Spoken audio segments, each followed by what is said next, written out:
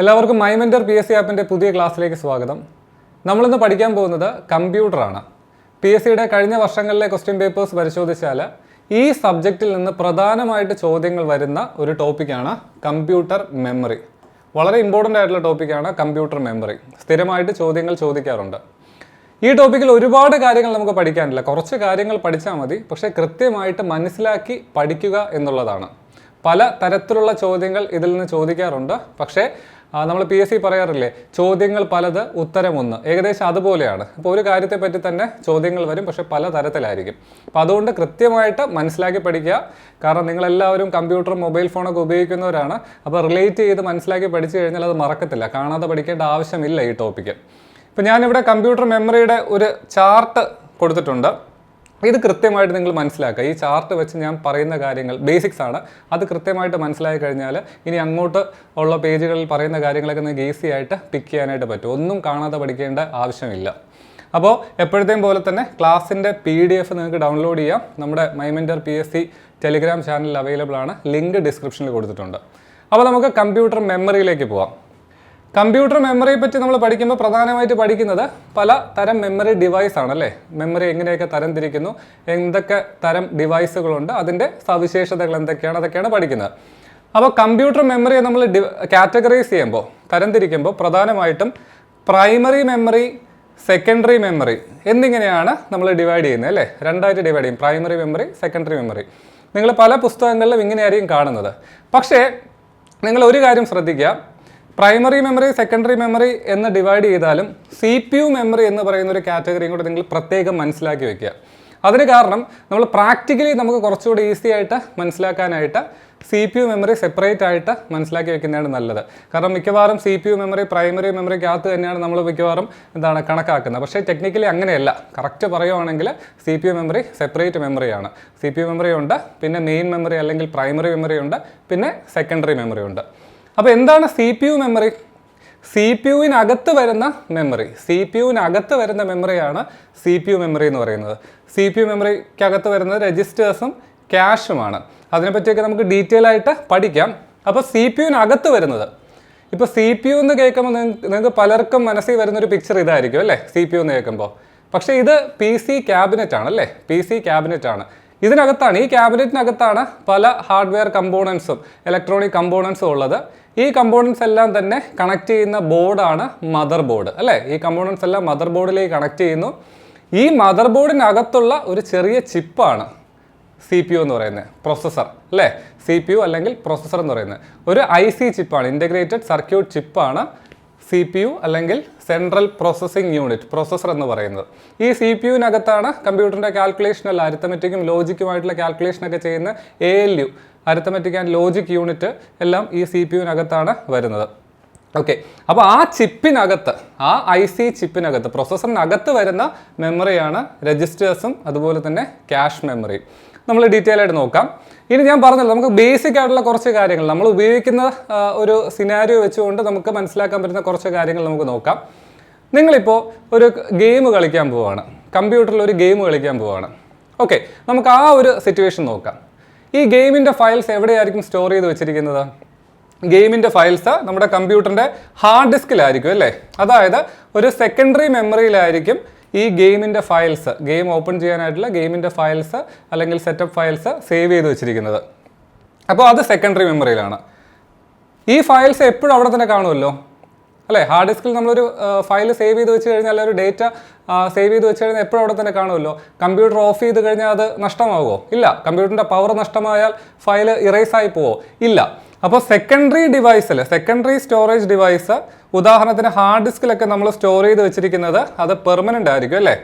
നമ്മളിതിനെ non volatile എന്ന് പറയും. നോൺ വോളറ്റൈൽ എന്ന് പറഞ്ഞു കഴിഞ്ഞാൽ വളരെ ഇമ്പോർട്ടൻ്റ് ആണ് ഈ വാക്ക്, കാരണം ഇതാണ് എടുത്തെടുത്ത് ചോദിക്കുന്നത്. നോൺ വോളറ്റൈൽ എന്ന് വെച്ചാൽ പവർ ഓഫ് ചെയ്താലും നഷ്ടപ്പെടത്തില്ല, ആ ഫയൽസ് അവിടെ തന്നെ കാണും അല്ലേ. നമ്മളിപ്പോൾ സിനിമയും പാട്ടും മറ്റ് ഫയൽസ് എല്ലാം തന്നെ ഹാർഡ് ഡിസ്കിലാണ് സേവ് ചെയ്ത് വെച്ചിരിക്കുന്നത്.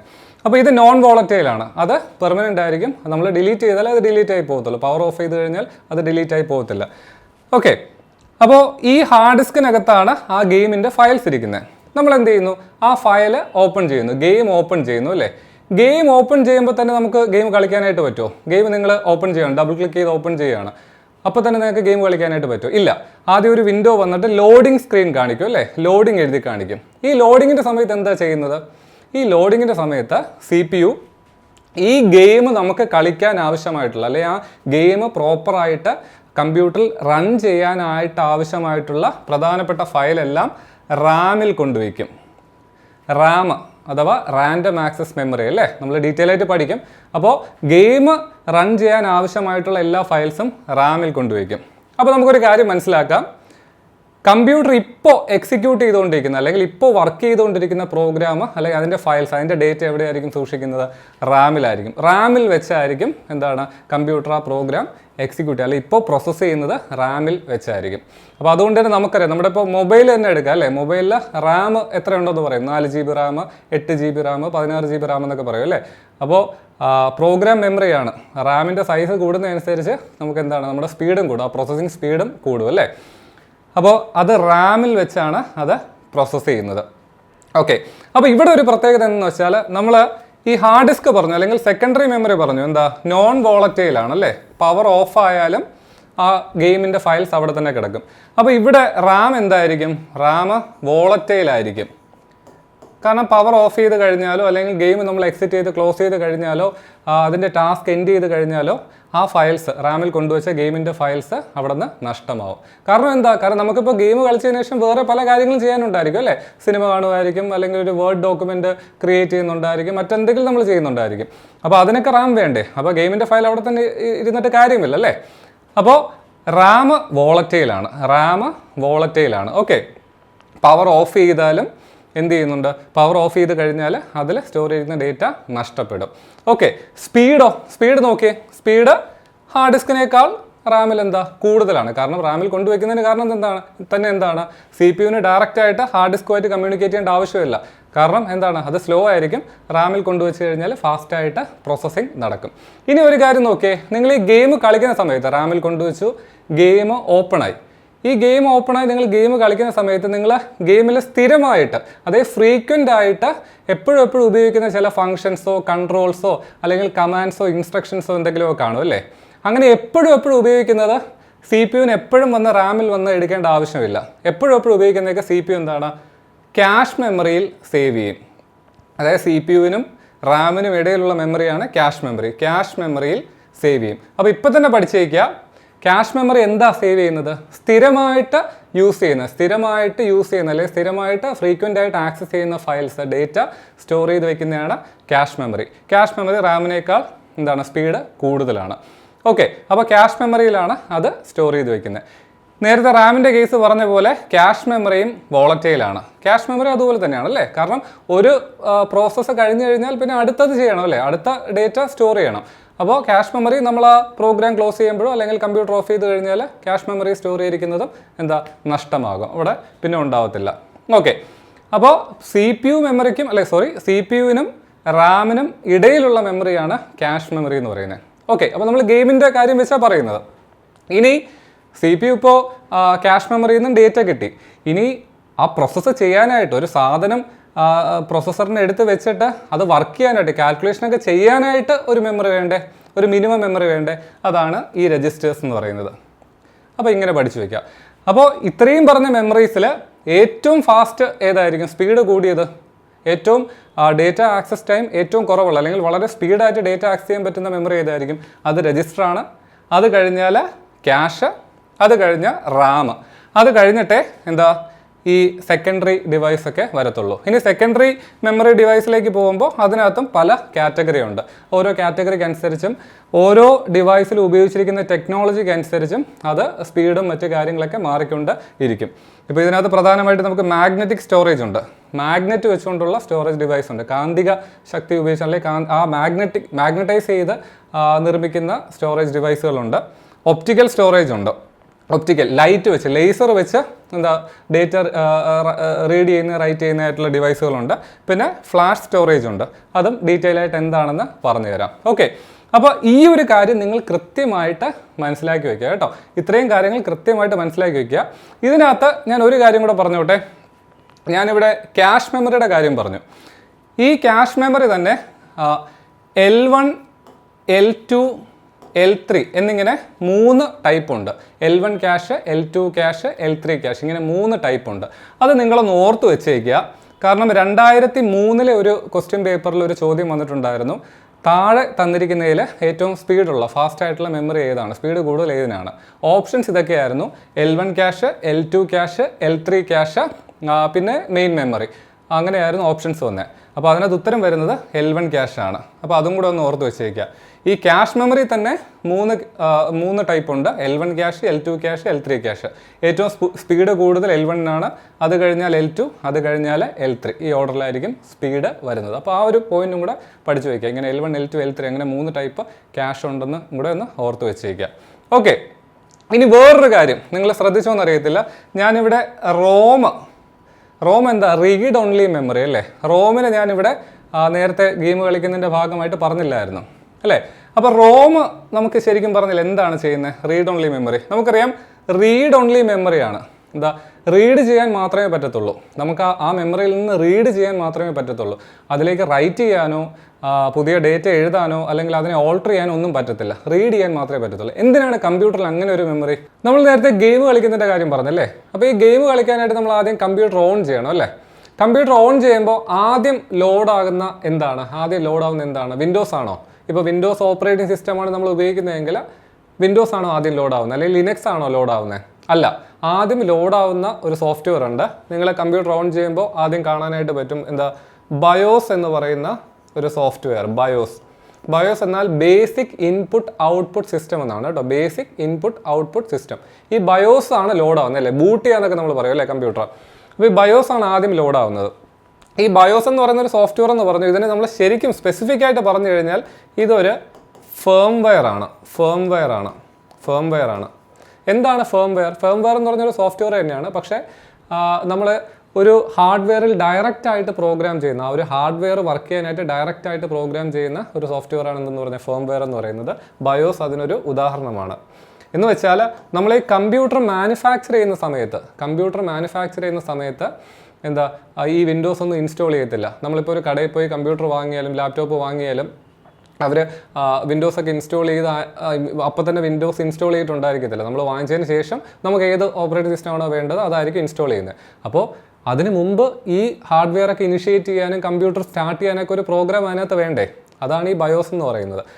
ഈ പ്രോഗ്രാം അല്ലെങ്കിൽ ഈ സോഫ്റ്റ്വെയർ കമ്പ്യൂട്ടറിൽ സ്റ്റോർ ചെയ്ത് വെച്ചിരിക്കുന്നത് എവിടെയാണ്? റോമിലാണ്. കമ്പ്യൂട്ടർ മാനുഫാക്ചർ ചെയ്യുന്നവർ ഇത് സ്റ്റോർ ചെയ്ത് വെച്ചിരിക്കുന്ന റോമിലാണ്. അപ്പോൾ ഈ പ്രോഗ്രാം ഉണ്ടെങ്കിലേ കമ്പ്യൂട്ടർ വർക്ക് ചെയ്യത്തുള്ളൂ അല്ലേ? അപ്പോൾ ഈ സോഫ്റ്റ്വെയർ വേണം കമ്പ്യൂട്ടർ വർക്ക് ചെയ്യാനായിട്ട്. അപ്പോൾ ഇതിനെ നമുക്ക് എഡിറ്റ് ചെയ്യാനോ ഡിലീറ്റ് ചെയ്യാനോ ഒന്നും പറ്റത്തില്ല. അപ്പോൾ അതുകൊണ്ടാണ് റീഡ് ഓൺലി മെമ്മറി എന്ന് പറയുന്ന മെമ്മറിയിൽ റീഡ് ചെയ്യാൻ മാത്രമേ പറ്റത്തുള്ളൂ. അതിനകത്താണ് ഈ സോഫ്റ്റ്വെയർ എന്താ പറയുന്നത് സ്റ്റോർ ചെയ്ത് വെച്ചിരിക്കുന്നത്. ഇനി നമുക്ക് ഡിലീറ്റ് ചെയ്യാനൊക്കെ പറ്റുന്ന ടൈപ്പ്, അതായത് ഡേറ്റ ഡിലീറ്റ് ചെയ്യാനും മാറ്റാനൊക്കെ പറ്റുന്ന ടൈപ്പുള്ള പല തരം റോമുകളുണ്ട്. അതൊക്കെ റോമിന് നമ്മൾ ഡീറ്റെയിൽ ആയിട്ട് പഠിക്കുമ്പോൾ പല ടൈപ്സ് ഓഫ് റോം പഠിക്കും. അപ്പോൾ റീഡ് ഓൺലി മെമ്മറി എന്ന് പറഞ്ഞാൽ നമുക്ക് റീഡ് ചെയ്യാൻ മാത്രമേ പറ്റത്തുള്ളൂ. അത് എന്താണ്? ഈ ബയോസ് പോലുള്ള ഫേംവെയർ ആണ് അതിനകത്ത് ഇൻസ്റ്റാൾ ചെയ്തിരിക്കുന്നത്. ഈ ബയോസ് എന്ത് ചെയ്യും? ഈ ബയോസ് ആണ് ഓപ്പറേറ്റിംഗ് സിസ്റ്റത്തെ, നമ്മുടെ ഹാർഡ്വെയറിൽ നമ്മൾ ഇൻസ്റ്റാൾ ചെയ്ത് വെച്ചിരിക്കുന്ന ഓപ്പറേറ്റിംഗ് സിസ്റ്റത്തെ റാമിലേക്ക് എടുത്ത് വെച്ച്, ബൂട്ട് ലോഡർ വഴി റാമിലേക്ക് എടുത്ത് വെച്ച് ബൂട്ട് ചെയ്ത് എന്താണ് വിൻഡോസൊക്കെ അല്ലെങ്കിൽ ലിനക്സ് ഒക്കെ ഓപ്പൺ ആക്കി കൊണ്ടുവരുന്നത്. ഓക്കെ, അപ്പോൾ ക്ലിയർ ആണല്ലോ? ബേസിക് ആയിട്ടുള്ള കാര്യങ്ങളാണ്. ഞാൻ ഇത്രയും ഈ ഒരു ചാർട്ട് വെച്ച് തന്നെ ഇത്രയും കാര്യങ്ങൾ പറയാൻ കാരണം എന്ന് വെച്ചാൽ ഇനി അടുത്തടുത്ത പേജുകളിൽ ഓരോ മെമ്മറി ഡിവൈസിനെ പറ്റി നമ്മൾ ഓരോ സ്റ്റേറ്റ്മെൻറ്റും ഡെഫിനിഷനൊക്കെ വായിക്കുമ്പോൾ നിങ്ങൾക്കൊരു റിവിഷൻ പോലെ എന്താണ് ഫോളോ ചെയ്ത് പോകാനായിട്ട് പറ്റും, അല്ലെങ്കിൽ കുറച്ചുകൂടി ഈസി ആയിട്ട് മനസ്സിലാക്കാനായിട്ട് പറ്റും. അപ്പോൾ നമുക്ക് 1 by 1 ആയിട്ട് നോക്കാം. ആദ്യം രജിസ്റ്ററുകളെ പറ്റി നമ്മൾ നേരത്തെ പറഞ്ഞ കാര്യങ്ങൾ നിങ്ങൾ ഓർത്ത് നോക്കിയേ.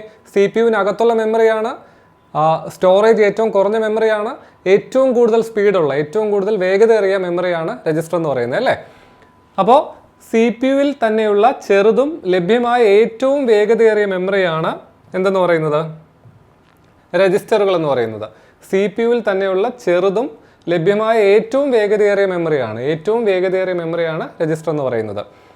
CPU നിലവിൽ പ്രവർത്തിക്കുന്ന ഡേറ്റയും നിർദ്ദേശങ്ങളും സൂക്ഷിക്കാൻ ഉപയോഗിക്കുന്നു. ഞാൻ ആദ്യം പറഞ്ഞ പോലെ തന്നെ എന്താ പറയുന്നത്, റാമിൽ നിന്നും ക്യാഷിൽ നിന്നൊക്കെ CPU എന്താ ഡേറ്റയും ഇൻസ്ട്രക്ഷനൊക്കെ എടുത്തിട്ട് അത് പ്രോസസ്സ് ചെയ്യാനായിട്ട്, അത് കാൽക്കുലേറ്റ് ചെയ്യാനായിട്ട് CPUവിനകത്ത് കുറച്ച് സ്ഥലം വേണ്ടേ, അതാണ് രജിസ്റ്റർ എന്ന് പറയുന്നത്. അപ്പോൾ നിലവിൽ പ്രവർത്തിക്കുന്ന ഡേറ്റയും നിർദ്ദേശങ്ങളും സൂക്ഷിക്കാനായിട്ട് ഉപയോഗിക്കുന്നു. സ്റ്റോറേജ് കപ്പാസിറ്റി എന്താണ്? ഏറ്റവും കുറഞ്ഞ സ്റ്റോറേജ് കപ്പാസിറ്റിയാണ്. നമുക്കറിയാം, നമ്മുടെ മൊബൈലൊക്കെ എടുത്തു കഴിഞ്ഞാൽ നമുക്ക് മൊബൈലിൻ്റെ സ്പേസ് 64 GB, 128 GB, 256 GB ഒക്കെ സ്പേസ് ഉണ്ടാവും. പക്ഷേ റാം അത്രയും കാണുമോ? റാം 4 GB, 8 GB, 16 GB ഒക്കെ ആയിരിക്കും അല്ലേ? റാമാണ് ഏറ്റവും സ്പീഡ് കൂടിയ മെമ്മറി. റാമിലാണ് ഈ പ്രോഗ്രാമൊക്കെ റൺ ചെയ്യുന്നത്. അപ്പോൾ ആ സ്പീഡ് കൂടുന്നതനുസരിച്ച് അത് ഉണ്ടാക്കാനായിട്ടുള്ള ടെക്നോളജി എന്താ? അത് എക്സ്പെൻസീവാണ്. ആ ടെക്നോളജി എക്സ്പെൻസീവാണ്. അപ്പോൾ അത് ചെറുതായിരിക്കും. അപ്പോൾ അതേപോലെ തന്നെ എന്താണ്, ഈ സ്പീഡ് കൂടുന്നതനുസരിച്ച് അതിൻ്റെ സ്റ്റോറേജ് കപ്പാസിറ്റി കുറവായിരിക്കും. നമുക്ക് 1000 GB റാമൊക്കെ പോസിബിൾ അല്ല. ഇപ്പോൾ പുതിയ കമ്പ്യൂട്ടറുകളിലൊക്കെ ഇപ്പോൾ 100 GB വരെയൊക്കെ നമുക്ക് 100 GB മേളിലൊക്കെ റാം എക്സ്റ്റെൻഡ് ചെയ്യാനായിട്ട് പറ്റും. പല റാമുകൾ വെച്ചുകൊണ്ട്, ഒറ്റ റാമായിട്ടല്ല. അപ്പോൾ അങ്ങനെയൊക്കെ ചെയ്യാറുണ്ട്. പക്ഷേ എന്നിരുന്നാലും ഈ സ്പീഡ് കൂടുന്നതനുസരിച്ച് സ്റ്റോറേജ് കപ്പാസിറ്റി കുറവായിരിക്കും. ഓക്കെ, അപ്പോൾ അതാണ് രജിസ്റ്ററുമായിട്ട് ബന്ധപ്പെട്ടുള്ള പ്രധാന പോയിന്റ്. ഇനി നമുക്ക് ചില തരം രജിസ്റ്റേഴ്സ് നോക്കാം. ഒരു 4 തരം രജിസ്റ്റേഴ്സ് നമ്മളിവിടെ പഠിക്കുന്നുണ്ട്. ഒന്ന് ഇൻസ്ട്രക്ഷൻ രജിസ്റ്റർ. എന്താ, പേരിൽ തന്നെ ഉണ്ടല്ലേ, ഇൻസ്ട്രക്ഷൻ, നിർദ്ദേശം. നിലവിൽ നടപ്പിലാക്കിക്കൊണ്ടിരിക്കുന്ന നിർദ്ദേശങ്ങൾ സംഭരിക്കുന്നു. ഇപ്പോൾ എക്സിക്യൂട്ട് ചെയ്തുകൊണ്ടിരിക്കുന്ന പ്രോസസ്സർ എക്സിക്യൂട്ട് ചെയ്തുകൊണ്ടിരിക്കുന്ന ഇൻസ്ട്രക്ഷൻസ്, നിർദ്ദേശങ്ങൾ സംഭരിക്കുന്നു. പേരിൽ തന്നെയുണ്ട് ഇൻസ്ട്രക്ഷൻ രജിസ്റ്റർ. അടുത്തത് പ്രോഗ്രാം കൗണ്ടർ അല്ലെ, കൗണ്ട് ചെയ്യുന്നു. അടുത്തത് കൗണ്ട് ചെയ്യുന്നു. അങ്ങനെ ഓർത്ത് വെച്ചേക്കുക. അടുത്തതായി ഉപയോഗിക്കേണ്ട നിർദ്ദേശത്തിൻ്റെ അഡ്രസ്സ് സംഭരിക്കുന്നു. നമ്മളിപ്പോൾ ഓരോ ഇൻസ്ട്രക്ഷൻസ് 1 by 1 ആയിട്ട് പ്രോസസ്സർ CPU എക്സിക്യൂട്ട് ചെയ്തുകൊണ്ടിരിക്കുകയാണ്. അപ്പോൾ ഇപ്പോൾ ഒരെണ്ണം എക്സിക്യൂട്ട് ചെയ്തുകൊണ്ടിരിക്കുന്നു. അടുത്തതായിട്ട് എക്സിക്യൂട്ട് ചെയ്യേണ്ട ഇൻസ്ട്രക്ഷൻ്റെ അഡ്രസ്സ് അതേതാണോ അത് സ്റ്റോർ ചെയ്യുന്നു. അടുത്ത എക്സിക്യൂട്ട് ചെയ്യുന്ന ഇൻസ്ട്രക്ഷൻ്റെ നിർദ്ദേശത്തിൻ്റെ അഡ്രസ്സ് സ്റ്റോർ ചെയ്ത് വെക്കുന്നതാണ് പ്രോഗ്രാം കൗണ്ടർ. അടുത്തത് accumulator register. Arithmetic and logical പ്രവർത്തനങ്ങൾക്ക് ഉപയോഗിക്കുന്നു. അരിത്മെറ്റിക് ആൻഡ് ലോജിക്കൽ പ്രവർത്തനങ്ങൾക്ക് ഉപയോഗിക്കുന്ന രജിസ്റ്ററാണ് അക്യുമുലേറ്റർ രജിസ്റ്റർ. ഞാനൊന്ന് ക്ലിയർ ആക്കി തരാം. ഇപ്പോൾ നമ്മളൊരു കാൽക്കുലേഷൻ ചെയ്യാണ്, പ്രോസസ്സർ ഒരു കാൽക്കുലേഷൻ ചെയ്യാണ്. 2 × 2 + 5. ഓക്കെ, അപ്പോൾ 2 × 2 + 5. അപ്പോൾ 2 × 2 എന്ന് പറയുമ്പോൾ 2 × 2 4 ആണ്. 4 + 5 = 9. ഓക്കെ, അപ്പോൾ ഈ ഒരു കാൽക്കുലേഷൻ ചെയ്യുമ്പോൾ ആദ്യം 2 × 2 ചെയ്തിട്ട് അതിൻ്റെ ഉത്തരം 4 ഒന്ന് സ്റ്റോർ ചെയ്ത് വെക്കണമല്ലോ. അതിൻ്റെ ഇടയ്ക്കൊന്ന് സ്റ്റോർ ചെയ്ത് വെക്കണ്ടേ, എന്നിട്ടല്ലേ 4നെ 5 ആയിട്ട് ആഡ് ചെയ്യുന്നത്. അപ്പോൾ അത് ചെയ്യുന്നത് എന്താണ്? അക്യുമുലേറ്റർ രജിസ്റ്ററാണ്. ഇൻ്റർമീഡിയറ്റ് ആയിട്ട് വരുന്ന റിസൾട്ട് സ്റ്റോർ ചെയ്ത് വെക്കുന്നത് അക്യുമുലേറ്റർ രജിസ്റ്ററിലാണ്. ഓക്കെ, അടുത്തത് മെമ്മറി അഡ്രസ് രജിസ്റ്റർ. നോക്കാം. മെമ്മറിയിൽ ഡേറ്റയോ നിർദ്ദേശങ്ങളോ എവിടെയാണ് സൂക്ഷിച്ചിരിക്കുന്നത് എന്ന് ട്രാക്ക് ചെയ്യുന്നു. മെമ്മറിയിൽ എന്താണ്, പല ലൊക്കേഷനിലായിരിക്കും ഡേറ്റയും നിർദ്ദേശങ്ങളൊക്കെ സൂക്ഷിച്ചിരിക്കുന്നത്. അത് എവിടെയൊക്കെയാണെന്ന് ആ മെമ്മറിയുടെ അഡ്രസ്സ് ട്രാക്ക് ചെയ്യുന്നത് അല്ലെങ്കിൽ ലിസ്റ്റ് ചെയ്യുന്ന രജിസ്റ്ററാണ് മെമ്മറി അഡ്രസ് രജിസ്റ്റർ എന്ന് പറയുന്നത്. Memory address register. അപ്പോൾ ഈ 4 ടൈപ്പ് രജിസ്റ്റേഴ്സും കൂടെ ഒന്ന് നോട്ട് ചെയ്ത് വെച്ചേക്കുക. നമുക്ക് അടുത്ത മെമ്മറിയിലേക്ക് പോവാം. Cache memory. അടുത്തത് ക്യാഷ് മെമ്മറിയാണ്. ക്യാഷ് മെമ്മറി നമ്മൾ ഓൾറെഡി പറഞ്ഞു. എന്താണ്, CPU ഒരു പ്രോഗ്രാം റൺ ചെയ്യുമ്പോൾ ആവർത്തിച്ച് ഉപയോഗിക്കുന്ന, ഫ്രീക്വൻ്റ് ആയിട്ട് എപ്പോഴും ഉപയോഗിക്കുന്ന അല്ലെങ്കിൽ ഉപയോഗിക്കാൻ ആവശ്യമായിട്ടുള്ള ഡേറ്റ സ്റ്റോർ ചെയ്ത് വെക്കുന്നത് ക്യാഷിലാണ്. പ്രോസസ്സിംഗ് വേഗത്തിലാക്കാൻ പതിവായി ആക്സസ് ചെയ്യപ്പെടുന്ന, വളരെ ഇമ്പോർട്ടൻ്റ് ആണ്, പതിവായി അല്ലെങ്കിൽ ഫ്രീക്വൻ്റ്ലി യൂസ്ഡ്, പതിവായി സ്ഥിരമായിട്ട് ആക്സസ് ചെയ്യപ്പെടുന്ന ഡേറ്റയോ ഇൻസ്ട്രക്ഷൻസോ എന്താണ് സ്റ്റോർ ചെയ്ത് വെക്കുന്നത് എവിടെയാണ്? ക്യാഷിലാണ്. ഓക്കെ, ക്യാഷിലാണ്. ഞാൻ മറ്റൊരു ഉദാഹരണം പറയാം. നിങ്ങളിപ്പോൾ കാരണം നിങ്ങൾക്ക് ഓൾറെഡി മനസ്സിലായെന്ന് പ്രതീക്ഷിക്കുന്നു. എങ്കിലും നമ്മളിപ്പോൾ മൊബൈലിൽ നിങ്ങളിപ്പോൾ ബ്രൗസർ ഉപയോഗിക്കാറില്ലേ? ഗൂഗിൾ ക്രോം ഉപയോഗിക്കാറുണ്ട് ബ്രൗസർ. അപ്പോൾ അതിനകത്ത് നമ്മൾ ശരിക്കും പറഞ്ഞാൽ ഈ ബ്രൗസർ ഓപ്പൺ ചെയ്യുന്ന സമയത്ത് നമ്മൾ നേരത്തെ വിസിറ്റ് ചെയ്തിട്ടുള്ള അല്ലെങ്കിൽ സ്ഥിരമായിട്ട് നമ്മൾ എപ്പോഴും കയറുന്ന വെബ്സൈറ്റിൻ്റെയൊക്കെ ലിങ്ക് സജഷനായിട്ട് കാണിക്കും അല്ലേ? സജഷനായിട്ട് താഴെ ഇങ്ങനെ കാണിക്കും. അപ്പോൾ ഇത് ശരിക്കും പറഞ്ഞാൽ എന്താണ്, ബ്രൗസറിൻ്റെ ക്യാഷിലാണ് അത് സ്റ്റോർ ചെയ്തിരിക്കുന്നത്, ക്യാഷ് മെമ്മറിയിലാണ്. സ്ഥിരമായിട്ട് ആക്സസ് ചെയ്യുന്ന വെബ്സൈറ്റോ അല്ലെങ്കിൽ ലിങ്കുകളൊക്കെ അവിടെ എന്താണ് സ്റ്റോർ ചെയ്ത് വെക്കും. അപ്പോൾ നമ്മൾ ഈ ബ്രൗസറിൻ്റെ ക്യാഷ് ക്ലിയർ ചെയ്താലോ, നമ്മൾ ഈ ഫോണിൻ്റെ സ്റ്റോറേജൊക്കെ ഒരുപാട് കൂടി കഴിയുമ്പോൾ നമ്മൾ എന്ത് ചെയ്യും, ഓരോ ആപ്പിൻ്റെയും സ്റ്റോറേജിൽ പോയിട്ട് ക്യാഷ് മെമ്മറി ക്ലിയർ ചെയ്യുക അല്ലേ? അങ്ങനെ ഓപ്ഷൻ ഉണ്ട്, ചെയ്തിട്ടുണ്ടാകും പലരും. അപ്പോൾ ക്യാഷ് മെമ്മറി ക്ലിയർ ചെയ്യുമ്പോൾ ആ ഡേറ്റ അങ്ങ് നഷ്ടപ്പെട്ട് പോകും. ഓക്കെ, അപ്പോൾ മറ്റൊരു ഉദാഹരണം പറഞ്ഞു എന്നേ ഉള്ളൂ. അപ്പോൾ എന്തായാലും സ്ഥിരമായിട്ട് യൂസ് ചെയ്യുന്ന ഡേറ്റ അല്ലെങ്കിൽ നിർദ്ദേശങ്ങൾ സ്റ്റോർ ചെയ്ത് വെച്ചിരിക്കുന്ന ക്യാഷ് മെമ്മറിയിലാണ്. ഇനി ക്യാഷ് മെമ്മറിയുടെ ലൊക്കേഷൻ എന്താ?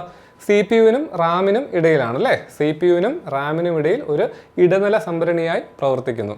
ഓക്കെ, ഞാൻ നേരത്തെ ആ ഫ്ലോ ചാർട്ടിൽ കാണിച്ചു തന്നെയാണ്. CPU-നും റാമിനും ഇടയിലായിട്ടാണ് ക്യാഷ് മെമ്മറി വരുന്നത്. ഇനി സ്പീഡ് നോക്കിയാലോ, ക്യാഷിൻ്റെ സ്പീഡ് നോക്കിയാലോ, ക്യാഷ് മെമ്മറിയുടെ റാമിനേക്കാൾ കൂടുതലാണ്, പക്ഷേ രജിസ്റ്ററിനേക്കാൾ കുറവാണ് അല്ലേ? റാമിനേക്കാൾ വേഗതയുള്ളതും എന്നാൽ രജിസ്റ്ററുകളേക്കാൾ വേഗത കുറഞ്ഞതുമാണ്. റാമിനേക്കാൾ സ്പീഡ് കൂടുതലാണ്, രജിസ്റ്ററുകളേക്കാൾ കുറവാണ്. അപ്പോൾ ഏറ്റവും വേഗതയുള്ള മെമ്മറി എന്ന് പറയുന്നത് രജിസ്റ്ററാണ്. നിങ്ങൾ പരീക്ഷയ്ക്ക് ഇപ്പോൾ താഴെ 4 മെമ്മറി എന്നിട്ട് അതിനകത്ത് ഇതിൽ ഏറ്റവും വേഗതയുള്ള മെമ്മറി ഏതെന്ന് ചോദിച്ചു കഴിഞ്ഞാൽ ആ 4 ഓപ്ഷനിൽ രജിസ്റ്റർ ഉണ്ടെങ്കിൽ അത് രജിസ്റ്റർ ആയിരിക്കും. ഇനി രജിസ്റ്റർ ഇല്ല, പകരം ക്യാഷ് ഉണ്ടെങ്കിൽ അത് ക്യാഷ് ആയിരിക്കും. അപ്പോൾ ആ ഓർഡർ നിങ്ങൾ മനസ്സിലാക്കി വെച്ചേക്കുക. ഇനി ആദ്യത്തെ cache memory system 1968 Maurice Wilkes കണ്ടുപിടിച്ചു. ആദ്യത്തെ ക്യാഷ് മെമ്മറി സിസ്റ്റം കണ്ടുപിടിച്ചത് മൗറിസ് വിൽക്സ് ആണ് 1968. അടുത്തത്, ഉയർന്ന വേഗത കാരണം സാധാരണയായി SRAM ക്യാഷ് മെമ്മറിയിൽ ഉപയോഗിക്കുന്നു. അപ്പോൾ ഈ ക്യാഷ് മെമ്മറിയായിട്ട് ഉപയോഗിക്കുന്നത് ശരിക്കും പറഞ്ഞാൽ ഒരു റാമിൻ്റെ ഒരു വകഭേദം തന്നെയാണ്. റാൻഡം ആക്സസ് മെമ്മറിയുടെ മറ്റൊരു ടൈപ്പ് തന്നെയാണ്. SRAM ആണ് ഉപയോഗിക്കുന്നത്. ഡീറ്റെയിൽ ആയിട്ട് പറഞ്ഞു തരാം. SRAM എന്ന് പറയുന്നത് സ്റ്റാറ്റിക് റാൻഡം ആക്സസ് മെമ്മറിയാണ്. ഞാനിപ്പോൾ അത് പറഞ്ഞത് അടുത്തത് റാമിൻ്റെ SRAM-ഉം DRAM ഒക്കെ പറയുന്ന സമയത്ത് നിങ്ങൾക്ക് പെട്ടെന്ന് ക്ലിക്ക് ആവാൻ വേണ്ടിയാണ്. കാരണം അവിടെയും പറയുന്നുണ്ട് SRAM ആണ് ക്യാഷ് മെമ്മറിയായിട്ട് സാധാരണയായിട്ട് ഉപയോഗിക്കുന്നതെന്ന്, സ്പീഡ് കൂടുതലായതുകൊണ്ട്. ഓക്കെ, അപ്പോൾ അതിപ്പോൾ നിങ്ങൾ നോട്ട് ചെയ്ത് വെച്ചേക്കുക. ക്യാഷ് മെമ്മറിയായിട്ട് ഉപയോഗിക്കുന്ന റാമിൻ്റെ വകഭേദം ഏതാണ്? SRAM ആണ്, സ്റ്റാറ്റിക് റാൻഡം ആക്സസ് മെമ്മറിയാണ്. ഓക്കെ, അപ്പോൾ അങ്ങനെയാണ് നമുക്കിനി റാമിലേക്ക് പോവാം. Random access memory. ഇവിടെ റാമിൻ്റെ പിക്ചർ കാണാനായിട്ട് സാധിക്കും. നിങ്ങൾ കണ്ടിട്ടുള്ളത് അല്ലേ? പലരും റാം കണ്ടിട്ടുണ്ടായിരിക്കും. റാമൊക്കെ നമുക്ക് മദർ ബോർഡിൽ നിന്ന് എടുത്ത് നമ്മൾ ചിലപ്പോൾ ഇങ്ങനെ പൊടിയൊക്കെ കളഞ്ഞ് തിരിച്ചിടാറുണ്ട് അല്ലേ? നമുക്ക് എടുത്ത് മാറ്റി കയ്യിൽ പിടിക്കാൻ പറ്റുന്ന ഒരു മെമ്മറിയാണ് റാം എന്ന് പറയുന്നത്. ഓക്കെ, അപ്പോൾ റാമിൻ്റെ ഫുൾ ഫോം എന്താ? റാൻഡം ആക്സസ് മെമ്മറി അല്ലേ? Random access memory. ഈ റാൻഡം ആക്സസ് മെമ്മറി പഠിക്കുമ്പോൾ നിങ്ങൾ മറ്റൊരു പേരും കൂടെ ഓർത്ത് വെച്ചേക്കുക, സീക്വൻഷ്യൽ ആക്സസ് മെമ്മറി കേട്ടോ. മറ്റൊരു പേരും കൂടെ പഠിച്ചേ. കാരണം സീക്വൻഷ്യൽ ആക്സസ് മെമ്മറിയും ചിലപ്പോൾ നമ്മൾ ചില ക്വസ്റ്റ്യൻ പേപ്പറിലൊക്കെ ഇങ്ങനെ കാണാറുണ്ട്, അറ്റ്ലീസ്റ്റ് ഓപ്ഷൻസിലൊക്കെ കാണാറുണ്ട്. അപ്പോൾ അതെന്താണെന്ന് വെച്ചാൽ ഞാനൊന്ന് പറഞ്ഞുതരാം. റാമിലേക്ക് പോകുന്നതിന് മുമ്പായിട്ടൊന്ന് പറഞ്ഞുതരാം. ഇപ്പോൾ ഉദാഹരണത്തിന് ഇപ്പോൾ മെമ്മറി എന്ന് പറയുന്നത് ഇങ്ങനെ ഒരു സിലിണ്ടറായിട്ട് കണക്കാക്കുക. ഓക്കെ, അപ്പോൾ ഇതിനകത്ത് പല ബ്ലോക്കുകളുണ്ട്. ഇതാണ് പല മെമ്മറി ബ്ലോക്കുകളെന്നിരിക്കട്ടെ. ഓക്കെ, അപ്പോൾ ഇത് 1, 2, 3, 4, 5 അങ്ങനെ പല ബ്ലോക്കുകളുണ്ട്. അപ്പോൾ ഈ റാം എന്ന് പറഞ്ഞു കഴിഞ്ഞാൽ, റാൻഡം ആക്സസ് മെമ്മറി എന്ന് പറഞ്ഞു കഴിഞ്ഞാൽ, ആ ടെക്നോളജി എന്ന് പറഞ്ഞു കഴിഞ്ഞാൽ, നമുക്ക് ഇപ്പോൾ ഒരു ഡേറ്റ വേണമെങ്കിൽ അത് 4-ലായിരിക്കുന്നത്, നമുക്ക് ഡയറക്റ്റ് 4-ൽ പോയി ആ ഡേറ്റ എടുക്കാനായിട്ട് പറ്റും. അതേപോലെ തന്നെ ഇപ്പോൾ 5-ലാണെങ്കിൽ ഡയറക്റ്റ് 5-ൽ പോയി എടുക്കാൻ പറ്റും. അപ്പോൾ ഈ മെമ്മറി ബ്ലോക്സിൽ ഏത് ലൊക്കേഷനിൽ നമുക്ക് റാൻഡമായിട്ട് നമുക്ക് സൈമൾട്ടേനിയസ് ആയിട്ട് ഡേറ്റ ആക്സസ് ചെയ്യാനായിട്ട് പറ്റും. ഇന്ന ഓർഡറൊന്നുമില്ല. അതാണ് റാൻഡം ആക്സസ് മെമ്മറി എന്ന് പറയുന്നത്. നമുക്ക് റാൻഡമായിട്ട് ഏത് ലൊക്കേഷനിൽ നിന്നും ഡേറ്റ എടുക്കാം. സീക്വൻഷ്യൽ ആക്സസ് മെമ്മറി ആണെങ്കിലോ സീക്വൻഷ്യലായിട്ടേ പറ്റത്തുള്ളൂ. ഇവിടെ നമുക്കിപ്പോൾ 4 കിടക്കുന്ന ഒരു ഡേറ്റ ആക്സസ് ചെയ്യണം, 4-ലുള്ളൊരു ഡേറ്റ ആക്സസ് ചെയ്യണമെങ്കിൽ അത് സീക്വൻഷ്യലായിട്ടാണ് എടുക്കുന്നതെങ്കിൽ ആദ്യം 1-ൽ പോയി, പിന്നെ 2-ൽ പോയി, 3-ൽ പോയി, പിന്നെ 4-ൽ പോകത്തുള്ളൂ. ഓക്കെ, അതാണ് സീക്വൻഷ്യൽ ആക്സസ് എന്ന് പറഞ്ഞത്. അപ്പോൾ അങ്ങനെ പോകുമ്പോൾ തന്നെ അതിൻ്റെ സ്പീഡ് എന്താ കുറവാണല്ലേ? അപ്പോൾ ആ ടെക്നോളജി നമ്മൾ പൊതുവേ ഇപ്പോൾ ഉപയോഗിക്കുന്നില്ല. പണ്ട് നമ്മുടെ ഈ കാസറ്റ് ഇല്ലേ, ഓഡിയോ കാസറ്റ്, നമ്മൾ ടേപ്പ് റെക്കോർഡറിലൊക്കെ ഇട്ട് പ്ലേ ചെയ്യുന്ന ഓഡിയോ കാസറ്റ്, അതിനകത്ത് എങ്ങനെയാണ്, ഇപ്പോൾ ഒരു 10 പാട്ടുള്ളൊരു കാസറ്റ് ആണെങ്കിൽ നമ്മൾ ആ കാസറ്റ് പ്ലേ ചെയ്ത് കഴിഞ്ഞാൽ ആദ്യം കേൾക്കുന്ന 1-ാമത്തെ പാട്ട് അല്ലേ, പിന്നെ 2-ാമത്തെ പാട്ട്, 3-ാമത്തെ പാട്ട്. നമുക്ക് 5-ാമത്തെ പാട്ട് കേൾക്കണമെങ്കിൽ എന്ത് ചെയ്യണം? നമ്മൾ ഒന്നെങ്കിൽ ഫോർവേഡ് ചെയ്ത് അടിച്ച് കളയണം. ഇനി നെക്സ്റ്റ് ബട്ടൺ ഉണ്ടെങ്കിൽ പോലും 1, 2, 3, 4 കഴിഞ്ഞിട്ട് 5-ലേക്ക് എത്താൻ പറ്റത്തുള്ളൂ. ഡയറക്റ്റായിട്ട് നമുക്ക് 5-ലേക്ക് എത്താനായിട്ട് പറ്റത്തില്ല. അപ്പോൾ അത് ഫിലിമിലാണ്, മാഗ്നറ്റിക് ഫിലിമിലാണ് ഈ പാട്ട് അല്ലെങ്കിൽ ഓഡിയോ എന്താണ് ഡേറ്റ സ്റ്റോർ ചെയ്ത് വെച്ചിരിക്കുന്നത്. അപ്പോൾ ആ ഫിലിം റോൾ ചെയ്യണം. 1, 2, 3, 4 എന്ന് റോൾ ചെയ്താലേ 5-ലേക്ക് 5-ാമത്തെ പാട്ടിലേക്ക് എത്തത്തുള്ളൂ. അപ്പോൾ അതൊക്കെ സീക്വൻഷ്യൽ ആക്സസ് മെമ്മറിയുടെ ഉദാഹരണമാണ്. ഓക്കെ, അപ്പോൾ റാൻഡം ആക്സസ് മെമ്മറി എന്ന് പറഞ്ഞു കഴിഞ്ഞാൽ റാൻഡമായിട്ട് ആക്സസ് ചെയ്യാനായിട്ട് പറ്റും. ഓക്കെ, എന്നാൽ നമുക്ക് റാമിൻ്റെ പ്രത്യേകതകൾ നോക്കാം. CPU-നെ വേഗത്തിൽ ഡേറ്റ സംഭരിക്കാനും വീണ്ടെടുക്കാനും അനുവദിക്കുന്ന ഒരുതരം മെമ്മറി. നമ്മൾ നേരത്തെ പറഞ്ഞതാണ് അല്ലേ? നമ്മളിപ്പോൾ CPU-നെ എപ്പോഴും ചെന്ന് ഒരു പ്രോഗ്രാം എക്സിക്യൂട്ട് ചെയ്തിരിക്കുന്ന സമയത്ത് എപ്പോഴും ഹാർഡ് ഡിസ്കുമായിട്ട് കമ്മ്യൂണിക്കേറ്റ് ചെയ്യുന്നത് സ്ലോ ആകും അല്ലേ? അപ്പോൾ ഇപ്പോൾ നിലവിൽ എക്സിക്യൂട്ട് ചെയ്തുകൊണ്ടിരിക്കുന്ന, പ്രോസസ്സ് ചെയ്തുകൊണ്ടിരിക്കുന്ന പ്രോഗ്രാമിന് ആവശ്യമായിട്ടുള്ള ഫയലുകളെല്ലാം സ്റ്റോർ ചെയ്ത് വെച്ചിരിക്കുന്നത് റാമിലാണ്. 1968 റോബർട്ട് ഡെന്നാർഡാണ് റാം കണ്ടുപിടിച്ചത്. റോബർട്ട് ഡെന്നാർഡാണ് 1968 റാം കണ്ടുപിടിച്ചത്. മെമ്മറിയിലെ ഏത് ലൊക്കേഷനിൽ നിന്നും ഡേറ്റ ആക്സസ് ചെയ്യാൻ അനുവദിക്കുന്നത്? ഞാനിപ്പോൾ പറഞ്ഞതാണ്, മെമ്മറിയിലെ ഏത് ലൊക്കേഷനിൽ നിന്നും, അതാണ് റാൻഡം ആക്സസ് മെമ്മറി എന്ന് പറയുന്നത്. ഏത് ലൊക്കേഷനിൽ നിന്നും ഡേറ്റ ആക്സസ് ചെയ്യാനായിട്ട് അനുവദിക്കുന്നു. വോളറ്റൈൽ വളരെ ഇമ്പോർട്ടൻ്റ് ആണ്. വോളറ്റൈൽ വളരെ ഇമ്പോർട്ടൻ്റ് ആണ്. ഞാൻ ആദ്യം ആ ഫ്ലോ ചാർട്ടിൽ പറഞ്ഞതാണ്, വോളറ്റൈൽ എന്ന് പറഞ്ഞാൽ പവർ ഓഫ് ചെയ്ത് കഴിഞ്ഞാൽ അതിൽ സ്റ്റോർ ചെയ്ത് വെച്ചിരിക്കുന്ന ഡേറ്റ നഷ്ടപ്പെടും. ഓക്കെ, കാരണം നമുക്ക് റാം മറ്റ് ഇനി അടുത്ത ഉപയോഗിക്കുന്ന അല്ലെങ്കിൽ അടുത്ത റൺ ചെയ്യുന്ന പ്രോഗ്രാംസിനും മറ്റ് കാര്യങ്ങൾക്കെല്ലാം റാമിൽ മെമ്മറി ആവശ്യമുണ്ട്. അപ്പോൾ ഒരെണ്ണം കഴിഞ്ഞ് കഴിഞ്ഞാൽ അത് പോകണം, അല്ലെങ്കിൽ ഫോൺ ഓഫായി കഴിഞ്ഞാൽ അല്ലെങ്കിൽ കമ്പ്യൂട്ടർ ഓഫായി കഴിഞ്ഞാൽ റാമിൽ എന്താണ് ഡേറ്റ പോകും. വീണ്ടും ഓൺ ചെയ്തിട്ട് നമ്മൾ അടുത്ത കാര്യങ്ങൾ ചെയ്യുമ്പോൾ ആ ഡേറ്റ റാമിലേക്ക് വരും. അപ്പോൾ വോളറ്റൈൽ കേട്ടോ, വോളറ്റൈൽ എന്താണ്? സ്ഥിരമല്ല, അസ്ഥിരം. മലയാളത്തിൽ അസ്ഥിരം എന്ന് പറയും കേട്ടോ, സ്ഥിരമല്ല. റീഡ് ആൻഡ് റൈറ്റ് മെമ്മറി എന്നറിയപ്പെടുന്നു. റീഡ് ആൻഡ് റൈറ്റ് മെമ്മറി എന്നറിയപ്പെടുന്നു. റീഡ് ആൻഡ് റൈറ്റ് മെമ്മറി എന്നറിയപ്പെടുന്നു റാം.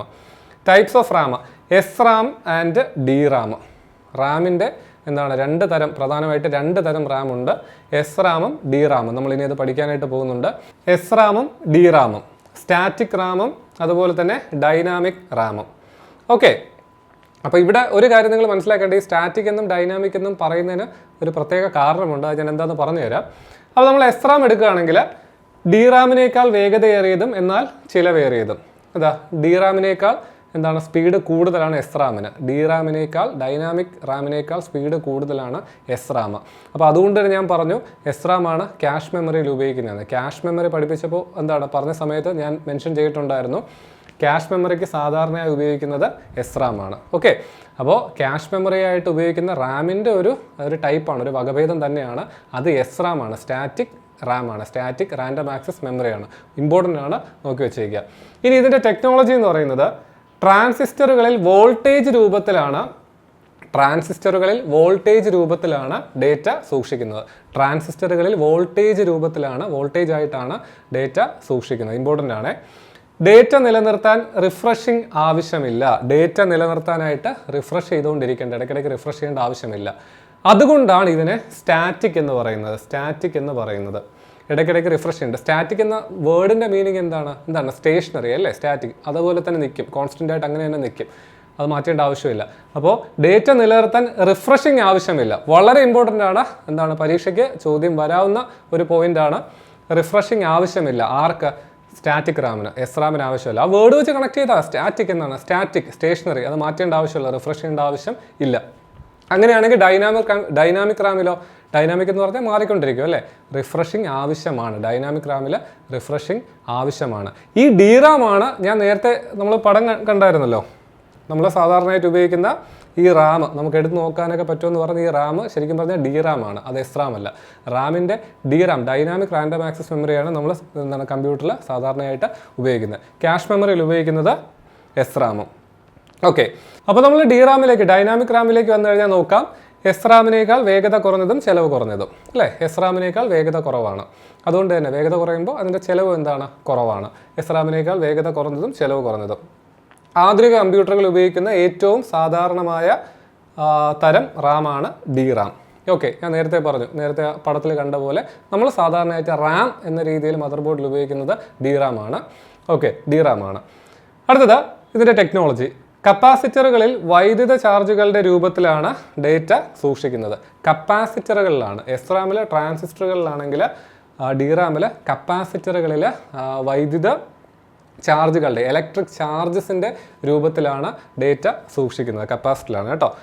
ഡി റാമിലെ ഓരോ മെമ്മറി സെല്ലും സാധാരണയായി ഒരു ട്രാൻസിസ്റ്ററും ഒരു കപ്പാസിറ്ററും ഉൾക്കൊള്ളുന്നു. ഓക്കെ, കപ്പാസിറ്റർ മാത്രമല്ല ട്രാൻസിസ്റ്ററും ഉണ്ട്. ഓരോ മെമ്മറി സെല്ലിലും ഒരു ട്രാൻസിസ്റ്ററും ഒരു കപ്പാസിറ്ററും ഉണ്ട്. അതിനെ 1T1C, 1 ട്രാൻസിസ്റ്റർ 1 കപ്പാസിറ്റർ ഘടന എന്നറിയപ്പെടുന്നു. 1T1C, ഒരു ട്രാൻസിസ്റ്ററും ഒരു കപ്പാസിറ്ററും ഡി റാമിലെ ഓരോ മെമ്മറി സെല്ലും ഉണ്ട്. അതിൽ കപ്പാസിറ്ററിൽ ഇലക്ട്രിക് ചാർജ് ആയിട്ടാണ് ഡേറ്റ സൂക്ഷിക്കുന്നത്. ഈ കപ്പാസിറ്ററിൽ ഇലക്ട്രിക് ചാർജ് ആയിട്ട് സൂക്ഷിക്കുന്നതുകൊണ്ട് തന്നെ ഈ കപ്പാസിറ്ററിൽ നിന്ന് ഈ ചാർജ് ഇടയ്ക്കിടയ്ക്ക് ഡിസ്ചാർജ് ആയിപ്പോൾ, ഇടയ്ക്കിടയ്ക്ക് നഷ്ടപ്പെട്ടു പോകും. അതുകൊണ്ട് തന്നെ അതിനെ വീണ്ടും ചാർജ് ചെയ്യണം. കപ്പാസിറ്ററിന് ഇടയ്ക്കിടയ്ക്ക് ചാർജ് ചെയ്യണം. അതുകൊണ്ടാണ് ഇവിടെ റിഫ്രഷിംഗ് ആവശ്യമാണ്. ഇടയ്ക്കിടയ്ക്ക് റിഫ്രഷ് ചെയ്യണം, ഇടയ്ക്കിടയ്ക്ക് കപ്പാസിറ്ററിനെ ചാർജ് ചെയ്യണം, എങ്കിലേ ഡേറ്റ നിലനിർത്താനായിട്ട് പറ്റത്തുള്ളൂ. അപ്പോൾ ഡേറ്റ നിലനിർത്താൻ റിഫ്രഷിംഗ് ആവശ്യമാണ്. ഏറ്റവും ഇമ്പോർട്ടൻ്റ് ആയിട്ടുള്ള പോയിന്റുകൾ ഇതൊക്കെയാണ്. എസ് റാമിന് റിഫ്രഷിംഗ് ആവശ്യമില്ല, അതുകൊണ്ട് സ്റ്റാറ്റിക് റാം എന്ന് പറയുന്നു. DRAM-ന് ഡൈനാമിക് റാമിന് റിഫ്രഷിങ് ആവശ്യമാണ്. ഡൈനാമിക് എന്താണ്, റിഫ്രഷ് ചെയ്തുകൊണ്ടിരിക്കണം. ഓക്കെ, ബാക്കി കാര്യങ്ങൾ നിങ്ങൾ ഓർത്ത് വെച്ചേക്കുക, നോട്ട് ചെയ്യുക. ഓക്കെ, ഇനി DRAM പഠിക്കുമ്പോൾ നമ്മൾ ഒരു കാര്യം കൂടെ നിങ്ങളൊന്ന് ഓർത്ത് വെച്ചേക്കുക, SDRAM എന്തെന്നുള്ളത്. SDRAM എന്ന് പറഞ്ഞാൽ സിങ്ക്രണസ് ഡൈനാമിക് റാൻഡം ആക്സസ് മെമ്മറിയാണ്. സിങ്ക്രണസ് ഡൈനാമിക് റാമിനെയാണ് SDRAM എന്ന് പറയുന്നത്. ഞാനിത് പ്രത്യേകം ഇവിടെ എടുത്ത് എഴുതാൻ കാരണം കഴിഞ്ഞ ഒരു ക്വസ്റ്റ്യൻ പേപ്പറിൽ SDRAMൻ്റെ ഫുൾ ഫോം ചോദിച്ചിട്ടുണ്ടായിരുന്നു. വേറെ കാര്യങ്ങളും ചോദിച്ചില്ല, SDRAMൻ്റെ ഫുൾ ഫോം ചോദിച്ചു. SDRAM എന്ന് പറഞ്ഞാൽ സിങ്ക്രണസ് ഡൈനാമിക് റാൻഡം ആക്സസ് മെമ്മറിയാണ്. ഈ എസിൻ്റെ ഫുൾ ഫോം എന്താണ്, എസിൻ്റെ എക്സ്പാൻഷൻ സിങ്ക്രണസ് എന്നാണ് കേട്ടോ. പിന്നെ ഡൈനാമിക് റാൻഡം ആക്സസ് മെമ്മറി നമുക്കറിയാവുന്നതാണ്. അപ്പോൾ DRAMൻ്റെ ഒരു ടൈപ്പാണ് SDRAM എന്ന് പറയുന്നത്, synchronous DRAM, synchronous dynamic random access memory. Note ചെയ്ത് വെച്ചേക്കുക, ചോദ്യം വന്നിട്ടുണ്ടായിരുന്നു കേട്ടോ.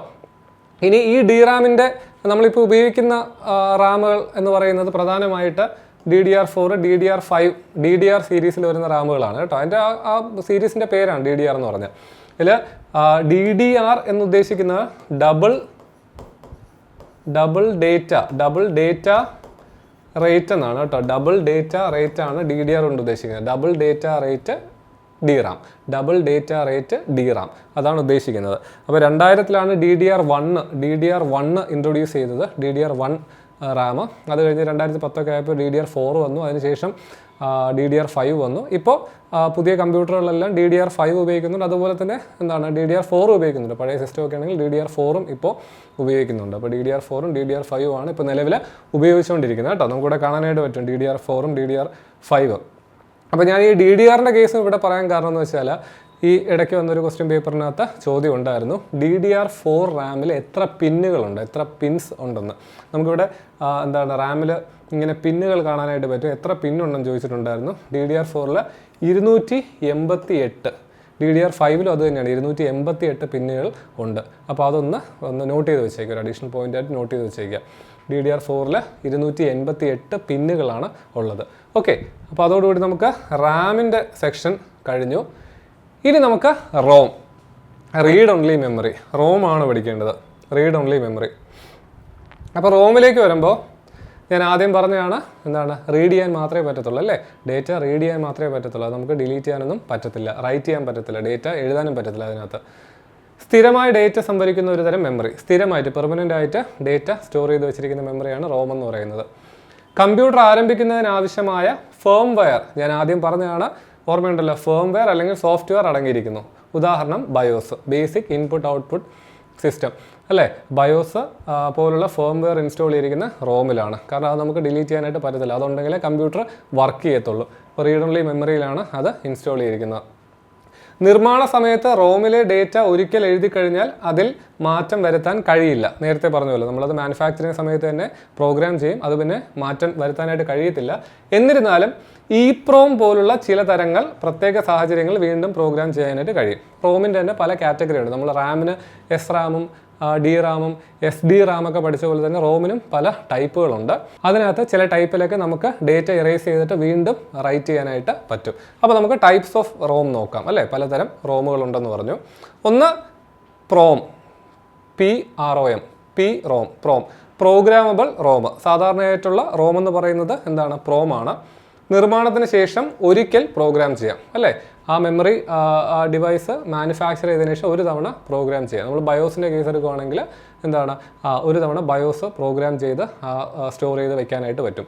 ഇപ്പോൾ PROM എന്ന് പറഞ്ഞാൽ പ്രോഗ്രാമബിൾ റോം, നിർമ്മാണത്തിന് ശേഷം ഒരു തവണ റൈറ്റ് ചെയ്യാനായിട്ട് പറ്റും, പ്രോഗ്രാം ചെയ്യാനായിട്ട് പറ്റും. അടുത്തത് EEPROM എന്ന് പറയുന്ന ഒരു കാറ്റഗറി ഉണ്ട്. എന്താണ്, erasable programmable ROM, erasable programmable read only memory. അപ്പോൾ ഇറേസബിൾ അല്ലെ, ഇറേസ് ചെയ്യാനായിട്ട് പറ്റും. അൾട്രാ വയലറ്റ് ഉപയോഗിച്ച് മായ്ക്കാനും റീപ്രോഗ്രാം ചെയ്യാനും കഴിയും. ഓക്കെ, അപ്പോൾ ഏറ്റവും പ്രധാനപ്പെട്ട പോയിന്റ് ശ്രദ്ധിക്കേണ്ടതെന്ന് വെച്ചാൽ EEPROM-ൽ എങ്ങനെ ഇറേസ് ചെയ്യാൻ പറ്റുന്നത്, അൾട്രാ വയലറ്റ് ഉപയോഗിച്ചാണ് കേട്ടോ. UV ഉപയോഗിച്ചാണ്, അൾട്രാ വയലറ്റ് ഉപയോഗിച്ചാണ് ഇതിലെ സ്റ്റോർ ചെയ്തിരിക്കുന്ന ഡേറ്റ ഇറേസ് ചെയ്തിട്ട് വീണ്ടും പ്രോഗ്രാം ചെയ്യാനായിട്ട് പറ്റും. അടുത്തത് EEPROM. അപ്പോൾ പ്രോമിൻ്റെ കൂട്ടത്തിലൊരു E ഇട്ടു, ഇറേസബിൾ പ്രോഗ്രാമബിൾ മെമ്മറി റോമായി. വീണ്ടും ഒരു E ഇട്ടപ്പോൾ EEPROM ആയി അല്ലേ. Electrically erasable electrically erasable programmable ROM. എന്താണ്, നേരത്തെ ഇറേസബിളിൽ UV വെച്ച് ഇറേസ് ചെയ്യാൻ പറ്റുമെന്ന് പറഞ്ഞു. ഇലക്ട്രിക്കലി ഇറേസബിൾ ആണ് അല്ലേ, ഇലക്ട്രിസിറ്റി വെച്ചുകൊണ്ട് വൈദ്യുതപരമായിട്ട് മായ്ക്കാനും റീപ്രോഗ്രാം ചെയ്യാനും കഴിയും. എളുപ്പമല്ലേ. EE എന്ന് പറഞ്ഞാൽ electrically erasable programmable read only memory, EEPROM. Okay, ഇനി വേറൊരു ടൈപ്പ് MROM എന്ന് പറയുന്നൊരു കാറ്റഗറി ഉണ്ട്, ഒരു ടൈപ്പ് ഉണ്ട്. അതും കൂടെ ജസ്റ്റ് ഒന്ന് നോക്കി വെച്ചേക്കെ. MROM മാസ്ഡ് റോം എന്ന് പറയുന്ന MROM എന്നൊക്കെ പറയുന്ന ഒരു കാറ്റഗറി ഒക്കെ ഉണ്ട്. അത് ഇമ്പോർട്ടൻ്റ് അല്ല, ജസ്റ്റ് അങ്ങനെ എവിടെയെങ്കിലും കാണുവാണെങ്കിൽ നിങ്ങൾ ഓക്കെ കേട്ടിട്ടുണ്ട് എന്ന് അറിയാനായിട്ട് പറഞ്ഞതല്ല. MROM എന്ന് പറയുന്നൊരു ടൈപ്പും കൂടെ ഉണ്ട്. ഓക്കെ, അപ്പോൾ റോമിനെ പറ്റിയുള്ള കാര്യങ്ങൾ ഇതൊക്കെയാണ്. ഇനി നമുക്ക് സെക്കൻഡറി മെമ്മറിയിലേക്ക് പോകാം. അപ്പോൾ നമ്മൾ CPU മെമ്മറി പഠിച്ചു. ആ ഫ്ലോ ചാർട്ട് നിങ്ങൾക്ക് ഓർമ്മയുണ്ടല്ലോ അല്ലേ, അതേ ഓർഡറിലാണ് ഞാൻ പറഞ്ഞു പോയിരിക്കുന്നത്. CPU മെമ്മറി പഠിച്ചു, രജിസ്റ്റേഴ്സും ക്യാഷും പഠിച്ചു. അത് കഴിഞ്ഞിട്ട് പ്രൈമറി മെമ്മറിയിലേക്ക് നമ്മൾ വന്നു. റാമിൻ്റെ പല ടൈപ്സ് പഠിച്ചു. പിന്നെ നമ്മളിപ്പോൾ റോം പഠിച്ചു, റോമിൻ്റെ ടൈപ്സ് പഠിച്ചു. ഇനി നമുക്ക് സെക്കൻഡറി മെമ്മറിയിലേക്ക് പോകാം. സെക്കൻഡറി മെമ്മറി ആകുമ്പോൾ എന്താണ്, കുറച്ച് കൂടുതൽ ഡിവൈസസ് നമുക്ക് പഠിക്കാനായിട്ടുണ്ട്. കാരണം നമ്മൾ ഒരുപാട് ടൈപ്പ് ഓഫ് സെക്കൻഡറി മെമ്മറി ഉപയോഗിക്കുന്നുണ്ട്. ഇപ്പോൾ കമ്പ്യൂട്ടറിൽ നമ്മുടെ പാട്ടും സിനിമയും ഗെയിമും ഫയൽസും മറ്റു കാര്യങ്ങളൊക്കെ സ്റ്റോർ ചെയ്ത് വയ്ക്കാനായിട്ട് ഹാർഡ് ഡിസ്ക് ഉണ്ട്. പിന്നെ നമ്മൾ പെൻ ഡ്രൈവ് യൂസ് ചെയ്യുന്നുണ്ട്, മെമ്മറി കാർഡ് യൂസ് ചെയ്യുന്നുണ്ട്, CD DVD ഇപ്പോൾ അങ്ങനെ ഉപയോഗിക്കുന്നില്ലെങ്കിൽ പോലും അതും ഒരു പ്രധാനപ്പെട്ട സെക്കൻഡറി സ്റ്റോറേജ് ഡിവൈസ് ആയിരുന്നു. അപ്പോൾ അങ്ങനെയുള്ള ഡിവൈസുകൾ നമ്മൾ ഉപയോഗിക്കുന്നുണ്ട് അല്ലേ. അപ്പോൾ സെക്കൻഡറി മെമ്മറി നമുക്ക് പഠിക്കേണ്ടതായിട്ടുണ്ട്. നമുക്ക് നോക്കാം ഓരോ ഡിവൈസുകൾ എന്തൊക്കെയാണെന്നും അതിൻ്റെ ടെക്നോളജിയും അതിൻ്റെ പ്രധാനപ്പെട്ട പാർട്സൊക്കെ എന്തൊക്കെയാണെന്ന് നമുക്ക് നോക്കാം. അപ്പോൾ സെക്കൻഡറി മെമ്മറി എന്താണ്? ഡേറ്റ, ആപ്ലിക്കേഷനുകൾ, ഓപ്പറേറ്റിംഗ് സിസ്റ്റം എന്നിവയുടെ സ്ഥിരമായ സംഭരണത്തിനായി ഉപയോഗിക്കുന്നു. സ്ഥിരമായ സ്റ്റോറേജ്. ഓക്കെ, സ്ഥിരമായിട്ട് ഇത് നോൺ വോളറ്റൈൽ ആണ് അല്ലേ. നോൺ വോളറ്റൈൽ ആണ്. ഓക്കെ, നോൺ വോളറ്റൈൽ ആണ്, സ്ഥിരമായിട്ട് സ്റ്റോർ ചെയ്യാനായിട്ട്. അപ്പോൾ നേരത്തെ നമ്മൾ പറഞ്ഞ പോലെയൊന്നുമല്ല, ഇത് കറണ്ട് പോയാലോ ഒന്നും പവർ ഓഫ് ചെയ്താലോ ഒന്നും ഡേറ്റ നഷ്ടപ്പെടത്തില്ല അല്ലേ. നിങ്ങളൊരു സിനിമ കൊണ്ടുവന്ന് ഹാർഡ് ഡിസ്കിൽ കോപ്പി ചെയ്തിട്ട് കഴിഞ്ഞാൽ അത് അവിടെ തന്നെ കിടക്കണമല്ലേ. അത് നിങ്ങൾ കമ്പ്യൂട്ടർ ഓഫ് ചെയ്ത് കഴിഞ്ഞാൽ പോകാൻ പാടില്ല. അത് നമ്മൾ പെർമനൻ്റ് ആയിട്ട് സ്റ്റോർ ചെയ്ത് വെച്ചിരിക്കുന്നതാണ്. ഓക്കെ, അപ്പോൾ സ്ഥിരമായിട്ട് ഡേറ്റ, ആപ്ലിക്കേഷൻ, ഓപ്പറേറ്റിംഗ് സിസ്റ്റം എന്നിവയുടെ സംഭരണത്തിനായിട്ട് സെക്കൻഡറി മെമ്മറി ഡിവൈസുകൾ ഉപയോഗിക്കുന്നു. പ്രാഥമിക മെമ്മറിയുമായി താരതമ്യപ്പെടുത്തുമ്പോൾ വലിയ സംഭരണശേഷി നമ്മൾ പറഞ്ഞതാണല്ലേ. ഇതിൻ്റെ പ്രൈമറി മെമ്മറി വെച്ച് നോക്കുമ്പോൾ ഇതിന് സൈസ് കൂടുതലാണ് അല്ലേ. ഇപ്പോൾ 4 GB റാമാണ് ഉപയോഗിക്കുന്നതെങ്കിൽ നമ്മളിപ്പോൾ 500 GB 1 TB ഹാർഡ് ഡിസ്ക് ഒക്കെ ആയിരിക്കും കമ്പ്യൂട്ടറിൽ ഉപയോഗിക്കുന്നത്. അപ്പോൾ ഇതിൻ്റെ സ്റ്റോറേജ് കപ്പാസിറ്റി കൂടുതലാണ് പ്രൈമറി മെമ്മറി അപേക്ഷിച്ച്. അത് ഇമ്പോർട്ടൻ്റ് ആണ്, ഞാൻ ജസ്റ്റ് പറഞ്ഞു പോയെങ്കിലും ചിലപ്പോൾ ചോദ്യം അങ്ങനെ തന്നെ വരും. ഏതിനാണ് സ്റ്റോറേജ് കപ്പാസിറ്റി കൂടുതൽ? സെക്കൻഡറി മെമ്മറിക്കാണ്. ഓക്കെ, അടുത്തതാ പ്രാഥമിക മെമ്മറിയുമായി താരതമ്യപ്പെടുത്തുമ്പോൾ വേഗത കുറഞ്ഞ ഡേറ്റ ആക്സസ്. ഡേറ്റ ആക്സസിൻ്റെ വേഗത കുറവാണ്. സ്പീഡ് കുറവാണ്, ഡേറ്റ ആക്സസ് ചെയ്യാനുള്ള വേഗത കുറവാണ്. അത് നേരത്തെ പറഞ്ഞത് തന്നെയാണ്, ഇനി പ്രത്യേകിച്ച് എടുത്ത് പറയേണ്ട ആവശ്യമില്ല. അതുകൊണ്ടാണ് ഈ ഹാർഡ് ഡിസ്കിൽ നിന്ന് റാമിലേക്ക് ഡേറ്റ കൊണ്ടുവയ്ക്കുന്നത്, പെട്ടെന്ന് CPUവിന് ആക്സസ് ചെയ്യാനായിട്ട്. ഹാർഡ് ഡിസ്കിൽ ആയിട്ട് ഡയറക്റ്റ് കമ്മ്യൂണിക്കേറ്റ് ചെയ്ത് കഴിഞ്ഞാൽ ഡേറ്റ ആക്സസ് ടൈം കൂടുതലെടുക്കും. സ്പീഡ് കുറവായിരിക്കും, ഡേറ്റ കിട്ടാനായിട്ട് സമയം കൂടുതലെടുക്കും. ഓക്കെ, അടുത്തതാ അസ്ഥിരമല്ലാത്തത്, നോൺ വോളറ്റൈൽ. ഞാൻ ഓൾറെഡി ഇവിടെ മെൻഷൻ ചെയ്തായിരുന്നു, നോൺ വോളറ്റൈൽ ആണ്. പവർ ഓഫ് ചെയ്യുമ്പോൾ പോലും ഡേറ്റ നിലനിർത്തും. ഓക്കെ, അപ്പോൾ പ്രധാനപ്പെട്ട സെക്കൻഡറി ഡിവൈസുകൾ, മെമ്മറി ഡിവൈസുകൾ, നമുക്ക് സുപരിചിതമായിട്ടുള്ള ഡിവൈസുകളുടെ പടം ഇവിടെ കൊടുത്തിട്ടുണ്ട്. ഇവിടെ ഹാർഡ് ഡിസ്ക് ഉണ്ട്, SSD ഉണ്ട്. നമ്മൾ പഠിക്കും SSD. ഇപ്പോൾ നമ്മളിപ്പോൾ സാധാ ഹാർഡ് ഡിസ്കിന് പകരം SSD ഉപയോഗിക്കാറുണ്ട്, കുറച്ചുകൂടെ സ്പീഡ് കൂടുതലാണ്. സോളിഡ് സ്റ്റേറ്റ് ഡിവൈസ് ആണ് SSDയുടെ ഫുൾ ഫോം. പിന്നെ പെൻ ഡ്രൈവ് ഉണ്ട്, USB ഫ്ലാഷ് ഡ്രൈവ് എന്ന് പറയുന്ന പെൻ ഡ്രൈവ് ഉണ്ട്. പിന്നെ ഡിസ്ക് ഉണ്ട് അല്ലേ, CD DVD ഒക്കെ നമ്മൾ ഉപയോഗിക്കാറുണ്ട് സെക്കൻഡറി മെമ്മറി ആയിട്ട്. നമുക്കിത് ഓരോന്നും ഇനി നമുക്ക് സെപ്പറേറ്റ് ആയിട്ട് നോക്കാം. കുറച്ച് കാര്യങ്ങളേ ഉള്ളൂ, നിങ്ങൾ ജസ്റ്റ് കേട്ടിരിക്കുക. ഇനി സെക്കൻഡറി മെമ്മറിയിലേക്ക് പോകുന്നതിന് മുമ്പായിട്ട് ഒരു പ്രധാനപ്പെട്ടൊരു പോയിന്റും കൂടെ, അതായത് സെക്കൻഡറി മെമ്മറിയിലെ ഓരോ ഡിവൈസിനെ പറ്റി പഠിക്കുന്നതിന് മുമ്പായിട്ട് ഒരു പ്രധാനപ്പെട്ട പോയിന്റും കൂടെ നിങ്ങൾ അറിഞ്ഞിരിക്കണം. അതെന്താണെന്ന് വെച്ചാൽ, പോയിന്റ് അല്ല, ഒരു കൺസെപ്റ്റാണ് വിർച്വൽ മെമ്മറി അല്ലെങ്കിൽ ബഫർ. ഒരു ഉദാഹരണം വെച്ച് പറഞ്ഞു തരാം. ഇപ്പോൾ നിങ്ങളുടെ കമ്പ്യൂട്ടറിന് 4 GB റാം ഉണ്ട്, 500 GB ഹാർഡ് ഡിസ്ക്.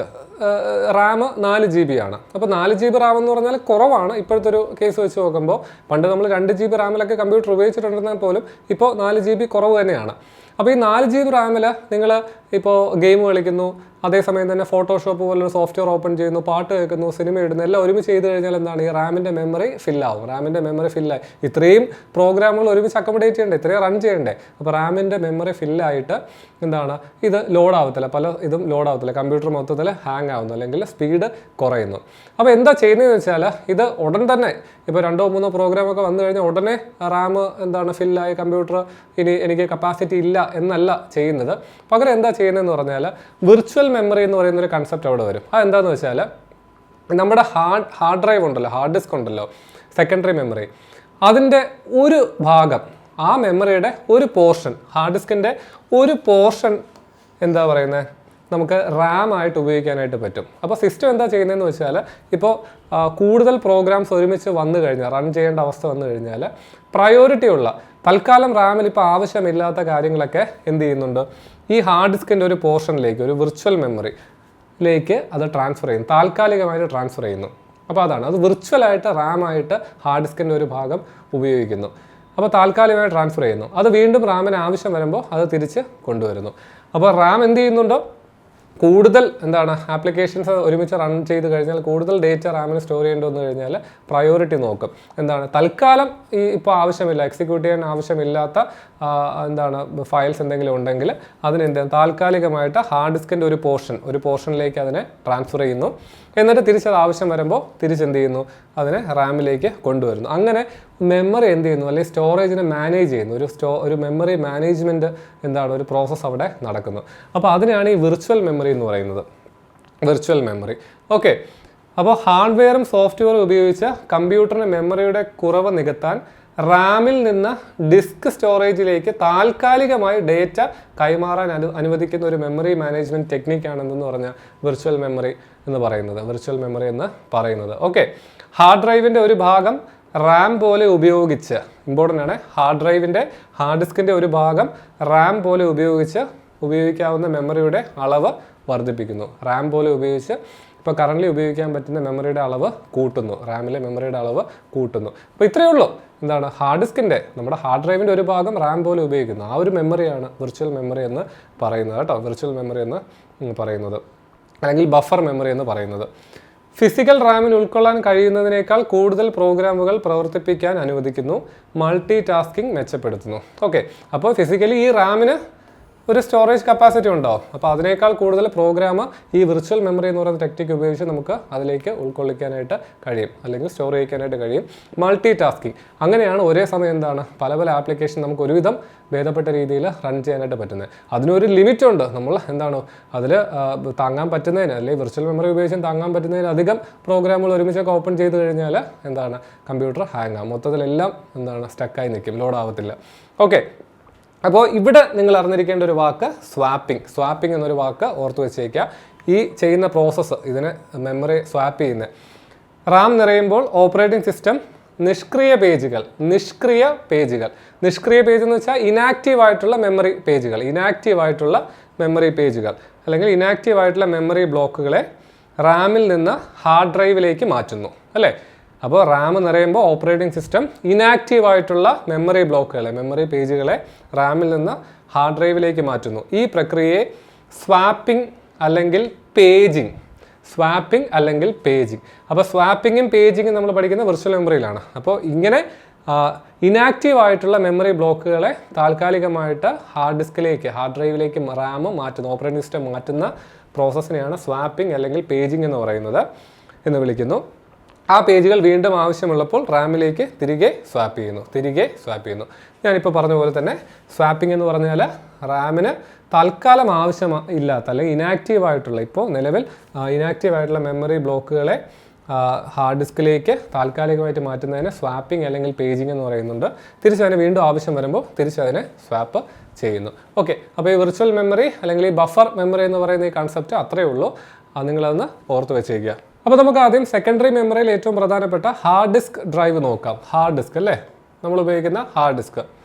അപ്പോൾ ഈ ഹാർഡ് ഡിസ്ക് ആണെങ്കിലും ഏത് മെമ്മറി ഡിവൈസ് ആണെങ്കിലും അതിനകത്ത് ഡേറ്റ റൈറ്റ് ചെയ്യുന്നതും റീഡ് ചെയ്യുന്നതായിട്ടുള്ള ഡീറ്റെയിൽ ആയിട്ടുള്ള ടെക്നോളജി നമ്മൾ പഠിക്കേണ്ട ആവശ്യമില്ല. പ്രധാനപ്പെട്ട കാര്യങ്ങൾ മാത്രം ഒന്ന് അറിഞ്ഞിരുന്നാൽ മതി കേട്ടോ. അപ്പോൾ ഡേറ്റ പ്ലേറ്ററുകളുടെ ഉപരിതലത്തിൽ ബൈനറി രൂപത്തിൽ കാന്തികമായി സംഭരിക്കുന്നു. അപ്പോൾ ഹാർഡ് ഡിസ്കിൽ എന്താണ് പ്ലേറ്റേഴ്സ് ഉണ്ട്. ഹാർഡ് ഡിസ്കിനകത്ത് പ്ലേറ്റേഴ്സ് ഉണ്ട്. ഈ പ്ലേറ്ററുകളുടെ ഉപരിതലത്തിൽ കാന്തികമായിട്ടാണ് ഡേറ്റ സ്റ്റോർ ചെയ്യുന്നത്, സീറോസും വൺസും ആയിട്ട് ബൈനറി ഫോമിൽ. ഇവിടെ നമുക്ക് ഹാർഡ് ഡിസ്കിൻ്റെ അകത്തുള്ള കമ്പോണൻസ് കാണാനായിട്ട് പറ്റും. ഹാർഡ് ഡിസ്ക് നമ്മൾ സാധാരണ ഫുള്ളി ക്ലോസ്ഡ് ആയിരിക്കും, ഒരു പെട്ടിയായിരിക്കും. നമുക്കിത് അങ്ങനെ കാണാനായിട്ട് പറ്റത്തില്ല. പക്ഷേ ഹാർഡ് ഡിസ്ക് തുറന്നു കഴിഞ്ഞാൽ അതിനകത്ത് ഇങ്ങനെ ഇരിക്കുന്നത്. അപ്പോൾ ഇതിനെയാണ് പ്ലേറ്റർ എന്ന് പറയുന്നത്. അപ്പോൾ ഈ പ്ലേറ്ററിൻ്റെ സർഫസിൽ മാഗ്നറ്റൈസ് ചെയ്ത് കാന്തികമായിട്ടാണ് ഡേറ്റ സ്റ്റോർ ചെയ്യുന്നത്. നിങ്ങൾ ഓർക്കേണ്ട ഒരു കാര്യം എന്ന് വെച്ചാൽ ഈ പ്ലേറ്ററിനെ പല ട്രാക്കുകളായിട്ട് ഡിവൈഡ് ചെയ്തിട്ടുണ്ട്. ഇവിടെ പോയിന്റ് കൊടുത്തിട്ടുണ്ട്, അതിലേക്ക് പോകുന്നതിന് ഒന്ന് കാണിച്ചു തരാം. പല ട്രാക്കുകളായിട്ട് ഡിവൈഡ് ചെയ്തിട്ടുണ്ട്.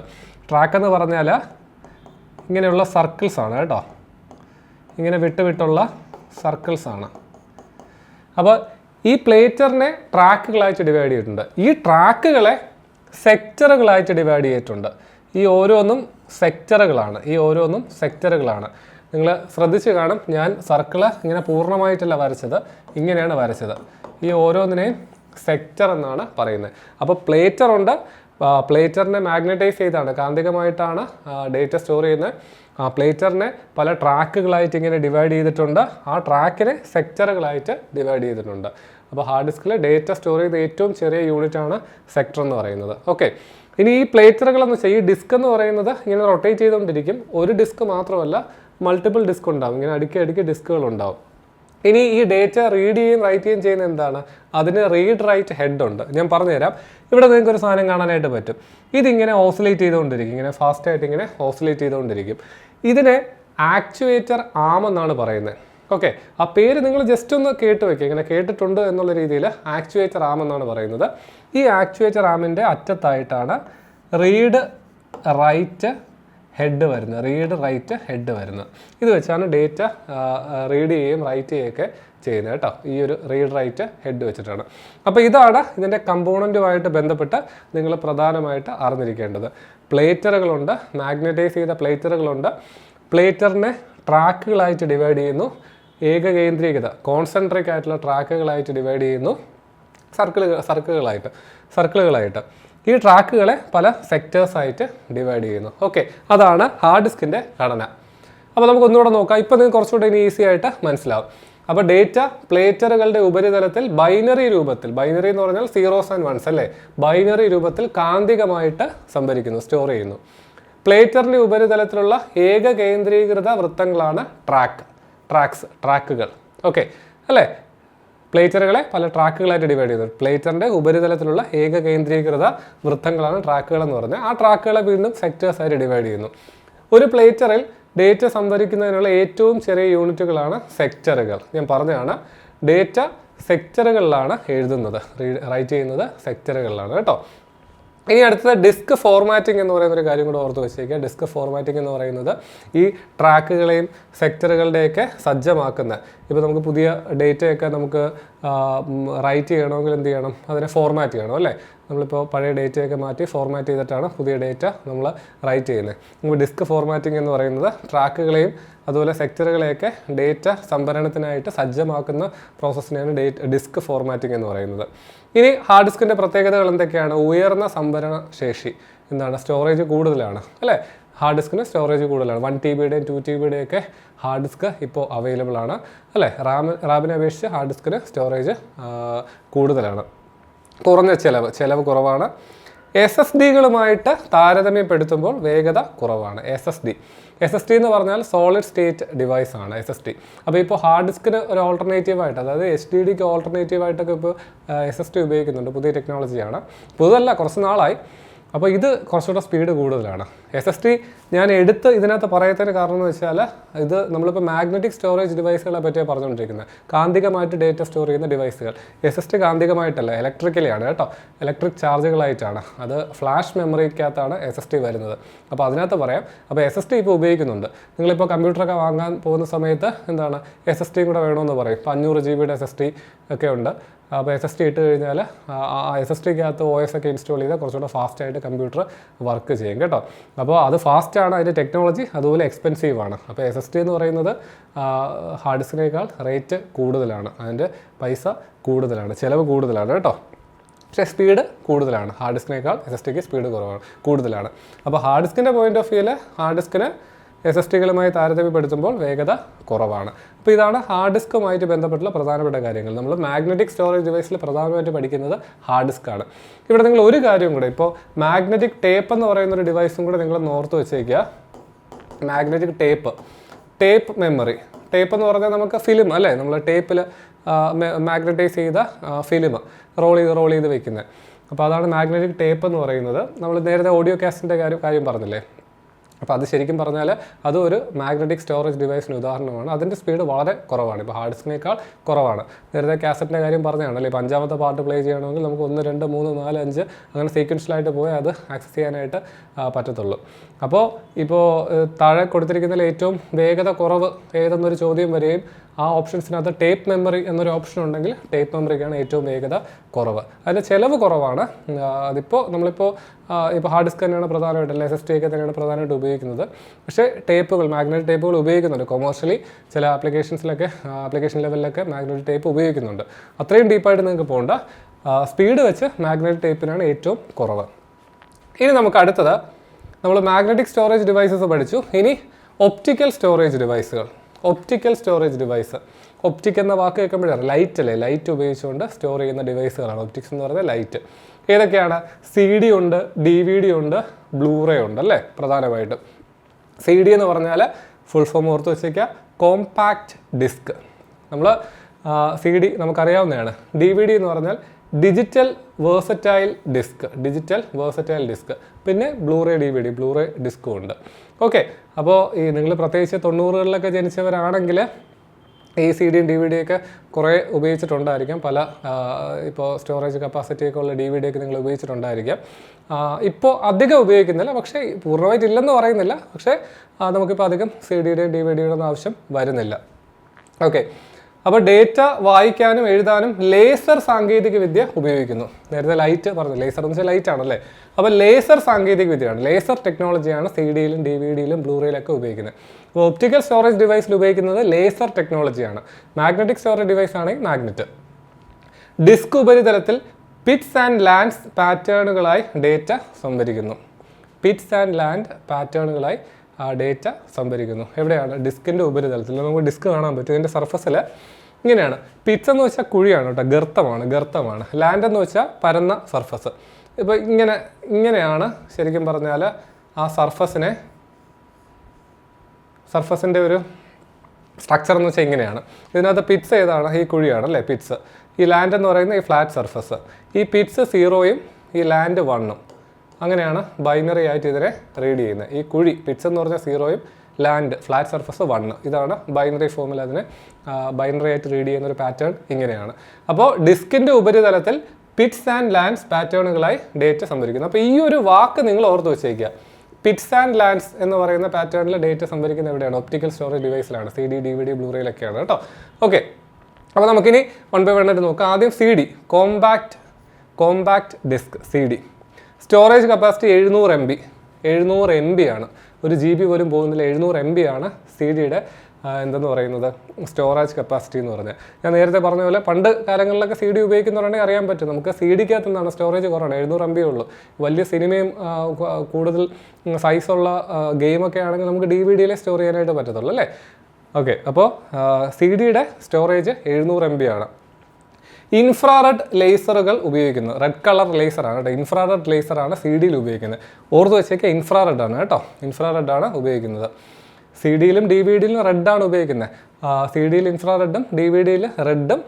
ബ്ലൂറേ ആകുമ്പോൾ മാറും, അതേതാണെന്ന് പറഞ്ഞുതരാം. ഓക്കെ, അപ്പോൾ ഇൻഫ്രാറെഡ് ലേസറുകൾ ഉപയോഗിക്കുന്നു. 2 തരം CDs ഉണ്ട്, CDR-ഉം CDRW. എന്താണ്? CD recordable. CDR എന്ന് വെച്ചാൽ CD recordable, compact disk recordable. CDRW എന്ന് വെച്ചാൽ compact disk rewritable. CD rewritable പേര് തന്നെ ഉണ്ടല്ലേ. നമുക്ക് നോക്കാം. CD റെക്കോർഡബിൾ എന്ന് വെച്ചാൽ, CDR എന്ന് വെച്ചാൽ ഡേറ്റ എഴുതിയ ശേഷം അത് മായ്ക്കാനോ പരിഷ്കരിക്കാനോ കഴിയില്ല, പക്ഷേ ഡിസ്ക് പലതവണ വായിക്കാൻ കഴിയും. നമുക്ക് CD, നമ്മൾ പണ്ട് ഈ എന്തെങ്കിലും ഗെയിമിൻ്റെയും അല്ലെങ്കിൽ സിനിമയുടെയൊക്കെ CD വാങ്ങിച്ചു കഴിഞ്ഞാൽ നമ്മൾ എന്ത് ചെയ്യും? അത് കാണുക, സിനിമ കാണുക, അല്ലെങ്കിൽ ഗെയിം കളിക്കുക, അത്രയേ ഉള്ളൂ. ആ സിനിമ നമുക്ക് ഡിലീറ്റ് ചെയ്തിട്ട് വേറെ നമുക്ക് റൈറ്റ് ചെയ്യാനോ അല്ലെങ്കിൽ ഗെയിം മാറ്റിയിട്ട് വേറെ എന്തെങ്കിലും സ്റ്റോർ ചെയ്യാനോ നമുക്ക് അത് എന്നിട്ട് വേറൊരു കമ്പ്യൂട്ടർ കൊണ്ട് കോപ്പി ചെയ്ത് തരാനോ അങ്ങനെയുള്ള പരിപാടിയൊന്നും നടക്കത്തില്ല അല്ലേ.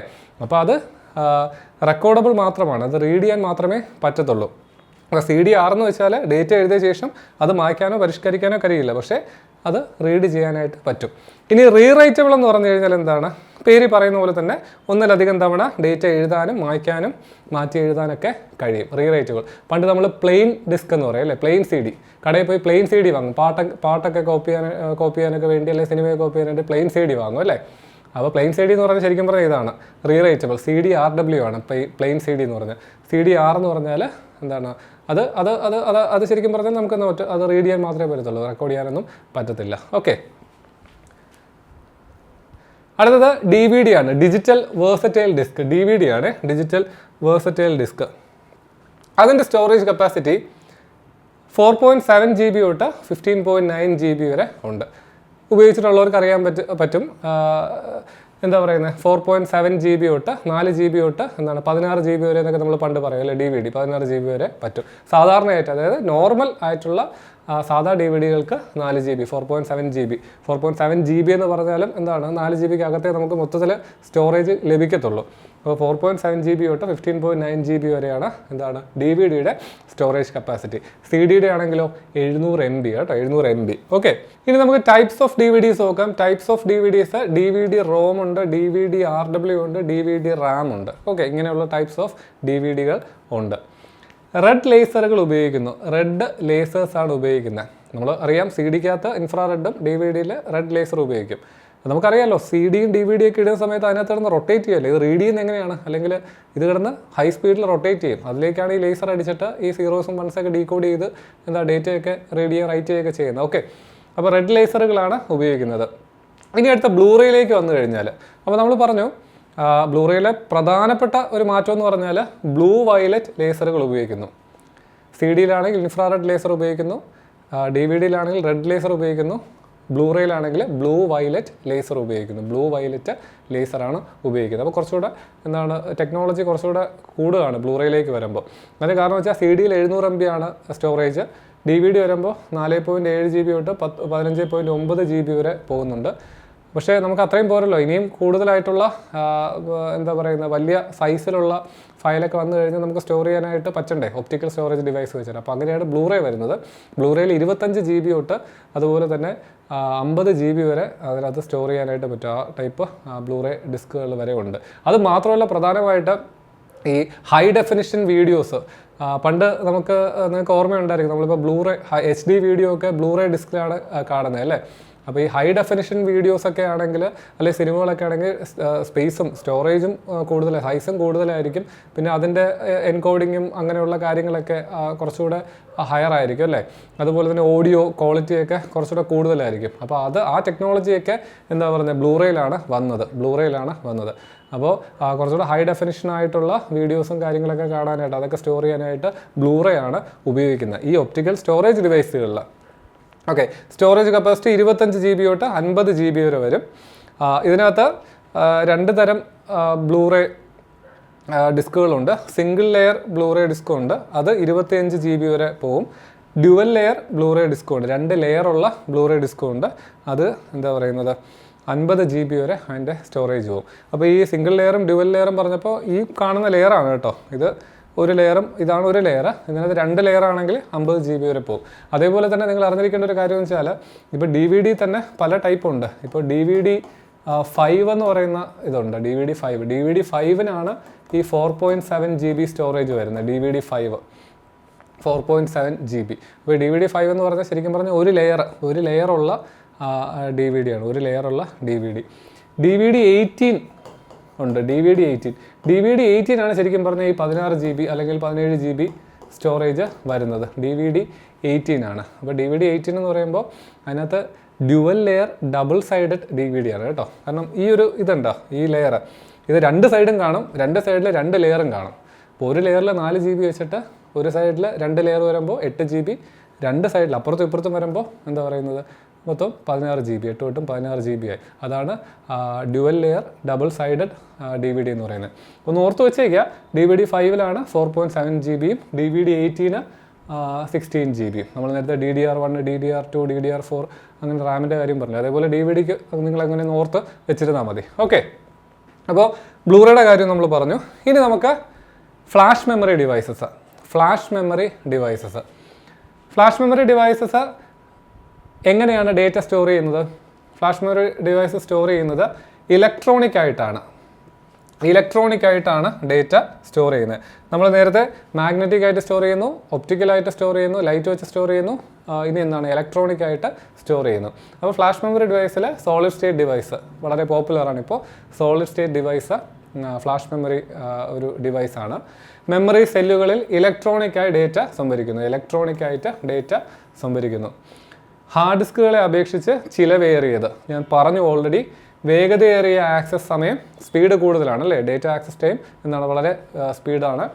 കൂടുതൽ ഈട്, ഇതൊന്ന് ശ്രദ്ധിച്ചേ, കൂടുതൽ ഈട് എന്ന് പറയുന്ന ഇത് എന്ന് വെച്ചാൽ കൂടുതൽ ഡ്യൂറബിൾ ആണ്, എന്ന് വെച്ചാൽ കുറേ നാൾ നിലനിൽക്കും. അതിന് കാരണം എന്തായിരിക്കും? നമ്മൾ നേരത്തെ ഹാർഡ് ഡിസ്ക് പഠിച്ചപ്പോഴും അതിനകത്ത് എന്തുണ്ട്, ഡിസ്ക് കിടന്ന് കറങ്ങുന്നുണ്ട്, ഒരു റൊട്ടേഷൻ നടക്കുന്നുണ്ട് അല്ലേ, മെക്കാനിക്കലി അതെന്താണ് ഒരു ഇത് നടക്കുന്നുണ്ട്. അതേപോലെ തന്നെ CD-യും DVD ഒക്കെ എടുത്താലും എന്താ, അതും കിടന്ന് റൊട്ടേറ്റ് ചെയ്യുന്നുണ്ട്. അപ്പോൾ മൂവിങ് പാർട്സ് ഉണ്ട്, ഹാർഡ് ഡിസ്കിലാണെങ്കിലും CD-യിലൊക്കെ ആണെങ്കിലും മൂവിങ് പാർട്സ് ഉണ്ട് അല്ലേ. അപ്പോൾ ഈ മൂവിങ് പാർട്സ് ഉള്ളതുകൊണ്ട് തന്നെ കുറേ നാൾ കഴിയുമ്പോൾ എന്താണ് ഇതിന് പഴക്കം സംഭവിക്കില്ല, വെയർ ആൻഡ് ടിയർ ഒക്കെ സംഭവിക്കും, എന്തെങ്കിലുമൊക്കെ കേടുപാടുകളൊക്കെ പറ്റും. അപ്പോൾ പക്ഷേ ഈ ഫ്ലാഷ് മെമ്മറി ഡിവൈസ് വന്നു കഴിഞ്ഞാൽ അതിനകത്ത് മൂവിങ് പാർട്സ് ഒന്നുമില്ല. ഈ SSD ഒക്കെ എടുത്തു കഴിഞ്ഞാൽ അതിനകത്ത് ഇതുപോലെ മൂവിങ് പാർട്സ് ഇല്ല, ഡിസ്കോ ഇങ്ങനെ റൊട്ടേറ്റ് ചെയ്യുന്ന പ്ലേറ്ററോ ഒന്നുമില്ല. അതുകൊണ്ട് തന്നെ കുറച്ച് കൂടുതൽ കാലം അത് നിലനിൽക്കും. ഓക്കെ, അപ്പോൾ അതൊരു ശ്രദ്ധിക്കുക. കൂടുതൽ ഈട് എന്തുണ്ട്, ഈ ഫ്ലാഷ് മെമ്മറി ഡിവൈസിനുണ്ട്, കൂടുതൽ കാലം നിലനിൽക്കും. കുറഞ്ഞ വൈദ്യുതി ഉപയോഗം, ഇങ്ങനെ റൊട്ടേഷനും കാര്യങ്ങളൊന്നും നടക്കാത്തതുകൊണ്ട് അതിൻ്റെ ഇലക്ട്രിസിറ്റി ഉപയോഗം കുറവ് തന്നെയാണ്. അടുത്ത USB ഫ്ലാഷ് ഡ്രൈവ്. നമുക്കറിയാം USB ഫ്ലാഷ് ഡ്രൈവ് എന്താണ്, നമ്മൾ പറയുന്ന പെൻ ഡ്രൈവ്. ഫ്ലാഷ് മെമ്മറി ഉപയോഗിക്കുന്ന പോർട്ടബിൾ സ്റ്റോറേജ് ഉപകരണം. പോർട്ടബിളായിട്ട് നമുക്ക് എടുത്തുകൊണ്ട് പോകാൻ പറ്റും അല്ലേ, ഒരു കമ്പ്യൂട്ടറിൽ നിന്ന് ഒന്ന് കോപ്പി ചെയ്ത് അടുത്ത കമ്പ്യൂട്ടറിൽ കൊണ്ട് ഇടാം, പോക്കറ്റ് ഇട്ടുകൊണ്ട് നടക്കാൻ പറ്റുന്ന പോർട്ടബിൾ സ്റ്റോറേജ് ഡിവൈസാണ്. ഫ്ലാഷ് മെമ്മറി ഉപയോഗിക്കുന്ന പോർട്ടബിൾ സ്റ്റോറേജ് ഉപകരണമാണ്. ഇതിനും ഈട് കൂടുതലാണ്. പക്ഷേ ഇത് മിക്കവാറും നമ്മളിങ്ങനെ കൈ കൊണ്ട് നടക്കുന്നതുകൊണ്ട് തന്നെ ചിലപ്പോൾ കേടുപാടുകൾ, താഴെ വീഴുകയും അങ്ങനെ മെക്കാനിക്കൽ എന്തെങ്കിലും ഫിസിക്കൽ ഡാമേജ് ഒക്കെ വന്നാണ് ശരിക്കും പറഞ്ഞാൽ ഇത് പെട്ടെന്ന് പല പെൻഡ്രൈവും നശിച്ചു പോകുന്നത്. ശരിക്കും അതിൻ്റെ ടെക്നോളജി വെച്ച് നോക്കുവാണെങ്കിൽ അത് ഹാർഡ് ഡിസ്കിനേക്കാൾ കൂടുതൽ കാലം നിൽക്കുന്നതാണ്. ഒതുക്കമുള്ളതും വൈവിധ്യമാർന്നതും ഉപകരണങ്ങൾക്കിടയിൽ ഡേറ്റ കൈമാറുന്നതിനും വ്യാപകമായി ഉപയോഗിക്കുന്നു. കോമ്പാറ്റബിൾ ആണ്, ഒതുക്കമുള്ളതാണ്. പല ടൈപ്പ് ഉണ്ട്, പെൻ ഡ്രൈവുകളുണ്ട്, പല സൈസിൽ നമുക്ക് കിട്ടും. അതാണ് വൈവിധ്യമാർദ്ദം എന്ന് പറഞ്ഞാൽ, പല സൈസുകളിൽ നമുക്ക് കിട്ടും. പിന്നെ ഡേറ്റ കൈമാറുന്നതിന് പ്രത്യേകിച്ച് ഒന്നുമില്ല അതിനകത്ത് പറയാനായിട്ട്. ഏറ്റവും ഇമ്പോർട്ടൻ്റ് ആയിട്ടുള്ള കാര്യം ഫ്ലാഷ് മെമ്മറി ഡിവൈസാണ് പെൻ ഡ്രൈവ് എന്ന് പറയുന്നത്. അടുത്ത മെമ്മറി കാർഡുകൾ അല്ലേ, നമ്മുടെ SD card, micro SD, CF card, compact flash എന്ന് പറയുന്ന CF കാർഡൊക്കെ ഉണ്ട്. അപ്പോൾ SD കാർഡ് മെമ്മറി കാർഡ് അറിയാവുന്നതാണ്, നമ്മുടെ ഫോണിനകത്ത് മെമ്മറി കാർഡ് ഇടും. അതുപോലെ മൈക്രോ SD ഫോണിനകത്തൊക്കെ ഇടുന്ന ചെറിയ SD കാർഡ്, ക്യാമറയിലൊക്കെ ആണെങ്കിൽ SD കാർഡ്, കുറച്ചുകൂടെ വലിയ SD കാർഡായിരിക്കും ഇടുന്നത്. അപ്പോൾ അത് തന്നെയാണ് മെമ്മറി കാർഡ് എന്ന് പറയുന്ന കാര്യമാണ്. വലുപ്പത്തിനനുസരിച്ച് ഉയർന്ന സംഭരണ ശേഷി, എളുപ്പത്തിൽ നീക്കം ചെയ്യാവുന്നതാണ്. വലിപ്പത്തിനനുസരിച്ച് സൈസ് വളരെ ചെറുതാണല്ലേ, ഹാർഡ് ഡിസ്കിനെയും മറ്റ് ഡിവൈസുകളെയൊക്കെ വെച്ച് സൈസ് വളരെ ചെറുതാണ്. പക്ഷേ ഡേറ്റ സംഭരണ ശേഷി വളരെ കൂടുതലാണ്. മെമ്മറി കാർഡ് വളരെ 64 GB അങ്ങനെ നല്ല കപ്പാസിറ്റിയുള്ള മെമ്മറി കാർഡൊക്കെ അവൈലബിൾ ആണ് അല്ലേ. 64 GB അല്ല, അതിന് മേളിലുണ്ട് 256 GB മെമ്മറി കാർഡ് ഇപ്പോൾ അവൈലബിൾ ആണ്. അപ്പോൾ അതുകൊണ്ട് തന്നെ വലിപ്പത്തിനനുസരിച്ച് ഉയർന്ന ഡേറ്റ സ്റ്റോറേജ് കപ്പാസിറ്റി ഉണ്ട്. ഇനി അടുത്ത ഡിജിറ്റൽ ക്യാമറകൾ, സ്മാർട്ട് ഫോണുകൾ, മറ്റ് പോർട്ടബിൾ ഉപകരണങ്ങൾ എന്നിവയിൽ ഉപയോഗിക്കുന്നു. അറിയാവുന്ന കാര്യമാണ് അല്ലേ, നമ്മുടെ ക്യാമറയിലും മൊബൈൽ ഫോണിലും മറ്റ് പോർട്ടബിൾ ഇലക്ട്രോണിക് ഗാഡ്ജറ്റ്സിലൊക്കെ സ്റ്റോറേജ് ഡിവൈസായിട്ട് ഉപയോഗിക്കുന്നു. ഇനി നമ്മൾ ഈ ക്ലാസ്സിൻ്റെ അവസാനത്തെ പാർട്ടിലേക്ക് വരികയാണ്. നമ്മളിപ്പോൾ മെമ്മറി ആയിട്ട് ബന്ധപ്പെട്ടുള്ള കാര്യങ്ങളാണ് പഠിച്ചത്. മെമ്മറി ഡിവൈസ് പഠിച്ചു. നമുക്ക് മെമ്മറിയുടെ യൂണിറ്റ് അല്ലെങ്കിൽ മെമ്മറിയുടെ പല യൂണിറ്റുകളും അവയുടെ സൈസും എത്രയാണെന്ന് നോക്കാമല്ലോ. ഞാനിപ്പോൾ ത്രൂ ഔട്ട് ഇപ്പോൾ GB എന്നും TB എന്നും MB എന്നൊക്കെ പറഞ്ഞു അല്ലേ. അപ്പോൾ അതൊക്കെ എന്താണ്, അതിൻ്റെ യൂണിറ്റ് എത്രയാണ്, അതിൻ്റെ വാല്യൂസ് എന്ന് അറിയണമല്ലോ. അപ്പോൾ നമുക്ക് നോക്കാം. ബിറ്റ്, ബൈനറി ഡിജിറ്റ്, മെമ്മറിയുടെ ഏറ്റവും ചെറിയ യൂണിറ്റ്, സ്മോളസ്റ്റ് യൂണിറ്റ് ഓഫ് മെമ്മറിയാണ് എന്തെന്ന് പറയുന്നത്, ബിറ്റ്. ഒരു ബിറ്റ് എന്ന് പറയുന്നത് 0 or 1, ഒരു ബിറ്റ് 0 ആകാം 1 ആകാം അല്ലേ. അപ്പോൾ the smallest unit of data in computing representing a 0 or 1, അതാണ് എന്തെന്ന് പറഞ്ഞാൽ ബിറ്റ് അല്ലെങ്കിൽ ബൈനറി ഡിജിറ്റ്. ഇത് നിങ്ങൾ ഓർത്ത് വെച്ചേക്കുക. ഒരു ബിറ്റാണ് ഒരു മെമ്മറിയുടെ ഏറ്റവും ചെറിയ യൂണിറ്റ്. 0 അല്ലെങ്കിൽ 1. ബൈനറി ഫോമാണല്ലോ നമ്മൾ ഉപയോഗിക്കുന്നത്. 0 അല്ലെങ്കിൽ 1 ബിറ്റ്. ഇനി 8 ബിറ്റുകൾ ചേർന്നാൽ ഒരു ബൈറ്റ് ആകും. 8 ബിറ്റുകൾ ചേർന്നാൽ ഒരു ബൈറ്റ് ആകും. 8 ബിറ്റുകൾ ചേർന്ന ഒരു ബൈറ്റ് ആകും. ഓക്കെ, ഒരു കാര്യം നിങ്ങളിവിടെ ശ്രദ്ധിക്കുക. 8 ബിറ്റുകൾ ചേർന്ന ഒരു ബൈറ്റ് ആകും. 4 ബിറ്റ്സിനെ പറയുന്ന ഒരു പേരുണ്ട്, നിബിൾ. അതും കൂടെ ഒന്ന് ഓർത്ത് വെച്ചേക്കുക കേട്ടോ. അല്ലെങ്കിൽ ഹാഫ് ബൈറ്റ്, ഒരു ബൈറ്റിൻ്റെ പകുതി. 8 ബിറ്റ്സ് ആണ് ഒരു ബൈറ്റ്. ഒരു ബൈറ്റിൻ്റെ പകുതി 4 ബിറ്റ്സ്. അതിന് ഒരു നിബിൾ എന്ന് പറയും. NIBBLE, നിബിൾ എന്ന് പറയും കേട്ടോ. അതും കൂടെ ഒന്ന് ഓർത്ത് വെച്ചേക്കുക. 4 ബിറ്റ്സ് ചേർന്നതാണ് ഒരു നിബിൾ. അപ്പോൾ നമുക്ക് ഇവിടേക്ക് പോവാം. അപ്പോൾ ഏറ്റവും സ്മോളസ്റ്റ് യൂണിറ്റ് ബിറ്റാണ്. 8 ബിറ്റ്സ് ചേർന്നാൽ ഒരു ബൈറ്റ് ആവും. 1024 ബൈറ്റ്സ് ചേർന്നാൽ ഒരു കിലോ ബൈറ്റ് ആവും, ഒരു KB ആവും. ഓക്കെ, നിങ്ങൾ ഓർത്തിരിക്കേണ്ട കാര്യം വെച്ചാൽ എല്ലാം എന്താണ് 1024 എന്ന് പറയുന്ന നമ്പറിലാണ് പോകുന്നത്. 1024. അപ്പോൾ 1024 ബൈറ്റ്സ് ചേർന്ന് ഒരു KB ആവും, 1 KB. ഒരു കിലോ ബൈറ്റ് ആവും, ഒരു കിലോ ബൈറ്റ് ആവും. KB എന്ന് പറയുന്നത് നമ്മുടെ ക്വാളിറ്റി കുറഞ്ഞ ഫോട്ടോസ്, ടെക്സ്റ്റ് ഫയലൊക്കെ എന്താണ് KB-യിലാണ് അല്ലേ, KB-യിലാണ് പറയുന്നത്. ഇനി 1024 കിലോ ബൈറ്റ്സ് KB ചേർന്നാൽ 1024 KB എന്ന് പറയുന്നതാണ് ഒരു MB, ഒരു മെഗാബൈറ്റ്. ഒരു മെഗാബൈറ്റ് എന്ന് പറയുന്നത് കേട്ടോ, ഒരു മെഗാബൈറ്റ്. നമ്മുടെ പാട്ട്, അതുപോലെ ക്വാളിറ്റി കൂടിയ ഫോട്ടോസ്, PDF ഫയൽസ്, അതൊക്കെ എന്താണ് MB സൈസിലായിരിക്കും വരുന്നത്.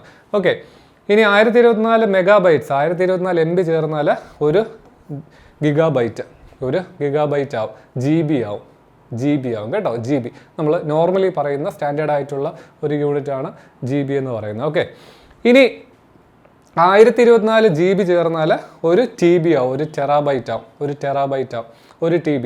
നമ്മളിപ്പോൾ ഹാർഡ് ഡിസ്ക് ഒക്കെ ഇപ്പോൾ കാണാറുണ്ട്. ഒരു TBയുടെ 2 TBയുടെ ഒക്കെ ഹാർഡ് ഡിസ്കുകൾ ഇപ്പോൾ കാണാറുണ്ട്. അപ്പോൾ അത് 1024 GB ചേരുമ്പോഴാണ് ഒരു TB ആകുന്നത്. അപ്പോൾ TB വരെയാണ് നമ്മളിപ്പോൾ പ്രാക്ടിക്കലി നമ്മൾ ഉപയോഗിക്കുന്ന, നമ്മൾ കേട്ടിട്ടുള്ളതൊക്കെ എന്താണ്, TB വരെയാണ്. അതിന് മുകളിലേക്ക് നമുക്കിനി ഇപ്പോൾ 1024 TB എന്ന് പറയുന്ന ഒരു റിക്വയർമെൻറ്റ് നമുക്കിപ്പോൾ എന്താണ് നിലവിൽ ഇല്ലല്ലേ. നമുക്ക് പേഴ്സണൽ ആവശ്യത്തിന്, അതുപോലെ തന്നെ കൊമേഴ്ഷ്യൽ ആയിട്ടുള്ള വലിയ ആവശ്യങ്ങൾക്ക് ഇപ്പോൾ നിലവിൽ എന്താണ് ഇല്ല. എങ്കിലും തിയററ്റിക്കലി ഇനി കുറച്ച് യൂണിറ്റ്സുകളും കൂടെ വരുന്നുണ്ട്. 1024 TB ചേർന്നാൽ ഒരു പെറ്റാബൈറ്റ്, ഒരു PB. 1024 പെറ്റാബൈറ്റ് ചേർന്നാൽ ഒരു എക്സാബൈറ്റ്, EB. 1024 എക്സാബൈറ്റ് ചേർന്നാൽ ഒരു സെറ്റാബൈറ്റ്, CB. 1024 സെറ്റാബൈറ്റ് ചേർന്നാൽ ഒരു യോട്ടാബൈറ്റ്. അപ്പോൾ ഇത്രയും കൂടെ എന്താണ് ജസ്റ്റ് ഒന്ന് ഓർത്ത് വെച്ചിരിക്കുക. Byte, kilobyte, megabyte, gigabyte, terabyte, petabyte, exabyte, zettabyte, yottabyte.